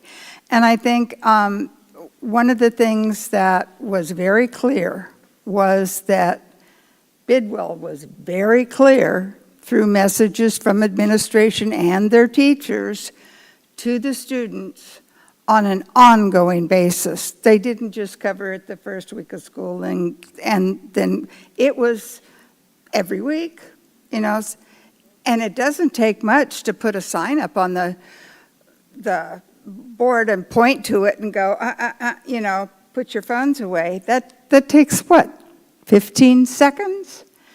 And I think that if administration is consistent with their messages to teachers, that teachers are going to really be glad to have this policy enforced, but they have to start the enforcement by continuing to remind their students. And I think if they do that, Matt, even your child may not want to continue to. He actually doesn't have a phone, so I buck don't the know where he'd system. get it, but. And there you have the collaboration with parents being so important too. So, good job, Matt. I have another layer of thought to the whole policy and subsequent AR that has been kind of weighing on me the last few days, which is that not all cell phone use is created equal. Cell phones are used for valid reasons by our students to communicate about professional things, you know, job schedule changes, extracurricular scheduling pickups, you know, with their parents, emergencies if needed, when that's, and it's up to the high school, at the high school level, their discretion when they need to use their phone. However, I am still very concerned about the social media use, inappropriate picture taking and video taking, and I wonder if it would be worth considering adding a layer to the policy and AR that, especially at the secondary level, you know, where they can have their phones out during, in between class time, lunchtime, yeah, high school only. But it would apply still. They're just, you know, if students are sneaking their phones out, middle school students are sneaking their phones out during lunchtime, that social media is still off limits during school time. And I know that the enforcement of that is difficult, but so is vaping while at school. That has been a difficult topic. I know that's a sore subject, but we hear the rumors all the time that kids are still finding a way to do it. So, and it's still a policy. So it sends the message that this is not good for you to do. This is inappropriate time while you're in an educational facility to be engaging in social media activities, just to try to mitigate a little bit of the in-school bullying that happens, or the in-school distractions, in the bathroom doing a TikTok or whatever it is that they do these days, kids these days. And then also that unauthorized picture taking and video taking is not allowed. That's already not allowed, right? Is it? Yeah, there are suspendable offenses. Even during lunchtime? Oh, yeah. If a If a student's taking student it- came in and said that they're videoing and they videoed this fight or they videoed something to this effect, yeah, that's a suspendable offense. Okay. Okay. Got it. Social media is not, though. But they shouldn't be Those are using it at all suspendable at offenses school, if they're in my using it. opinion. Yeah. So, those are some thoughts. Some thoughts. I don't know what y'all want to do with those. And I do just want to add in here, this is our first time through it, right? We just have the board policy. This is our, you know, first AR where, well, we've actually had the policy, but this is where we are really putting the emphasis on this. This is what the consequences will be. Things will come up and we will have to change it. You know, there's no doubt in my mind that we're going to find out something, holy cow, we didn't even think about that. So we'll be, you know, making changes. And that's the beauty of a working document, like Yeah. an administrative regulation. When there's holes, we fix it. Yeah. I think that maybe we bring it back in the future, especially with data, if necessary, or if I still feel strongly enough about it, to add a statement in the board policy that says that students' mobile devices at school should only be used obviously for the legal reasons, or during allowable times for school or professional related school, professional, or extracurricular related activities. And that students are encouraged to use school phones or school email for communications that otherwise. So like, they have email that they could be conversing with families, with outside folks through. That's school sanctioned. They have their Chromebook. They don't need their phone to communicate all the time. So there are other methods, and I will tell you, at least in my experience 4 years ago, that it was very difficult to teach a seventh grader how to write an email. And that is a skill that they need to learn. I don't know what it looks like at the high school level, but, anyway, I think I'm getting a little in the weeds, but just my feelings on it. Apparently, obviously, I have lots of feelings about it. I think it's really close. I wish it was a little bit more. Okay. Cut and dry. Crickets. Yeah. I agree. I just think this is going to be a huge change in general, and so maybe starting off with things that we can somewhat easily enforce seems like it'd be nice to be successful at that, and then consider tightening the reins maybe. So you agree with her, and so what you guys basically are kind of advocating for is some kind of like 3 strikes and you're out sort of approach.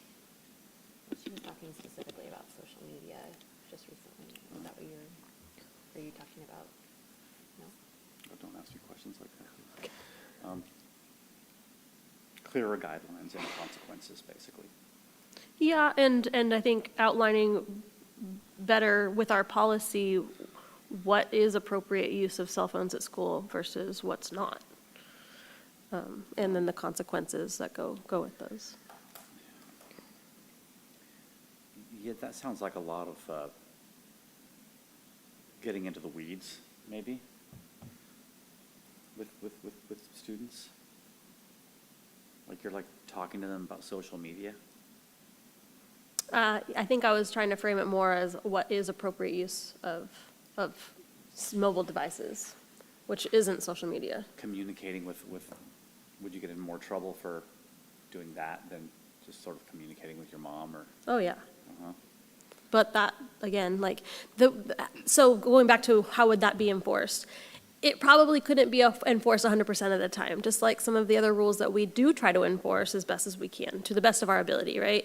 But if a student if there's evidence that a student has done a social media post at school or during school hours, then that would be grounds for consequences, if I had my way. It sounds like a lot of work for staff. That would be, it would be like a passive turn. It's not like, yeah, now we're getting into the weeds of the conversation, implementation, so.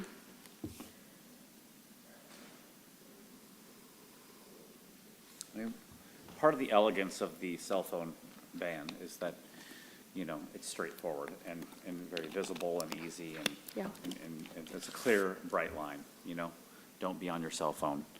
If we start to try to parse whether a child was on social media versus if they were just, setting, making arrangements to go with a friend downtown or something like that. Yes.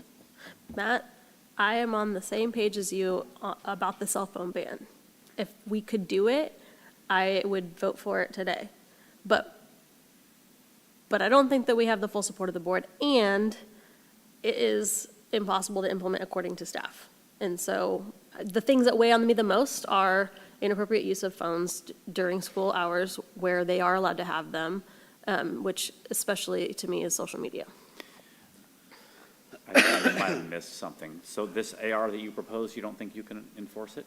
No, I think we can enforce this AR. I think it would be more difficult. Let's just say 3 kids are eating lunch at a lunch table and they take a picture of themselves and post it on Instagram or something like that, and now we're disciplining them for taking a friendly picture of sitting at lunchtime.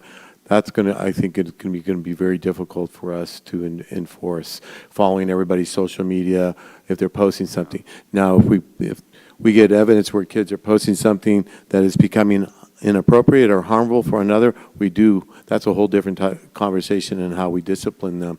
That's actually not even that is part of bullying and a different AR and board policy. But I'm just saying it'd be very difficult to monitor every student if they're just walking downtown at lunchtime and they take a picture of they're going into one of our restaurants or something. Yeah, and I'm just talking about on campus or in-campus facilities. Even again, in the cafeteria, they take a picture of their food. This is what I'm eating. I don't know why they do that, but sometimes they do, and sometimes I do when I'm at restaurants for whatever reason. But I just think it'd be very difficult. I'm not saying that they shouldn't with the use of cell phones. I'm on them quite a bit myself. Yeah, but kids don't even text one another anymore. They only communicate I'm not even going to guess because I have no idea what they're communicating on. So you don't think we have the support of the board on this? Mm-mm. Why not? Because I don't think that the rest of the board would vote for a full ban. I think that what we have is supported by the board, because that's what we voted for last time. Right, I think that's what we're talking about. Yeah, no, I was talking about like, how we were talking before about like an all-out, no cell phones on high school campuses I'm talking about policy. this. Yeah.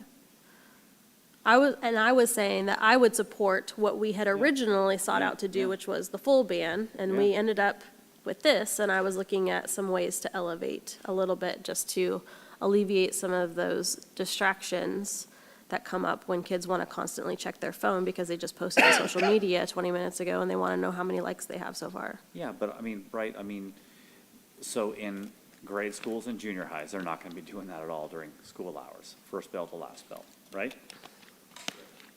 Hopefully. High school, it was the will of the board to allow high schoolers to, you know, be on their phones during passing periods, which I think is quite ridiculous, and also lunch break, which is more reasonable. One reason for not having, cracking down on passing periods is maybe enforcing, you know, people roaming the hallways, you know, it just maybe seemed like a hassle, a bridge too far, if you will. But other than that, it's fairly thorough, Yeah. you know, cell phone ban, so I don't think my terminology was inaccurate there, Gotcha. per se. This gives a lot of scrutiny to, I guess, administrators, but I think we've kind of made our point that we want to take it really seriously, haven't we? And there's now an AR, like regulating it district-wide, so I think this takes us in the right direction. You know, getting into the weeds of whether the kids are on social media because it's evil, you know, or just kind of communicating with their mom is kind of like, how are we going to do that? You know, for one thing, it's like the person's kind of private property and, you know, could be like confidential, privileged information. And are you allowed to just grab somebody's phone and start reading it to find out if they're posting on social media, you know? So I think this looks good, and I think we should carry on. I think it'll be interesting to see how LA Unified's policy plays out. I think that they're starting to implement that in January, which is more robust than ours. Yeah, and if anybody here, if any of the other, the people on the opposing side from Caitlin and I on this issue decide they want to take a tougher role on it, then let us all know, and we'll join Governor Gavin Newsom and LA Unified in having a more thorough cell phone ban. And to be clear, LA Unified hasn't surveyed parents, students, staff. They don't have a defined way of what they're going to do yet. So it will be really interesting to see what they end up with. Yeah, negotiations, all of that. Yeah, So they it'll had be a interesting. resolution of what they want, and then they've given the district until January for implementation. So, I said my piece. These are the things that have been weighing on me about cell phone usage for our students. I just know it's worse now than it ever has been, so, in the last few years. I hope that, you know, our folks on our team, you know, are getting the message loud and clear that we don't want cell phones in the classroom. You know, I don't want some teachers to be cool about it, right? Where they're like the cool teacher who's like, looks the other way. And neither do the students. I can tell you in those meetings, they want it consistent. And that's what we have Chromebooks for. Thank you. Thanks, Pedro. This is informational only, so if there's no public comment about this cell phone AR for public record, and no further comments from the board, I think we can move on to our next item. Nobody's stopping me. There are no member requests to agendize an item, and so I will ask if there's a motion to adjourn. So moved. I'll continue my tradition of being the record holder, motion maker for this meeting. And before we take that action, just a reminder that we will be attempting to schedule a board meeting on June 29th July 29th. I wrote June.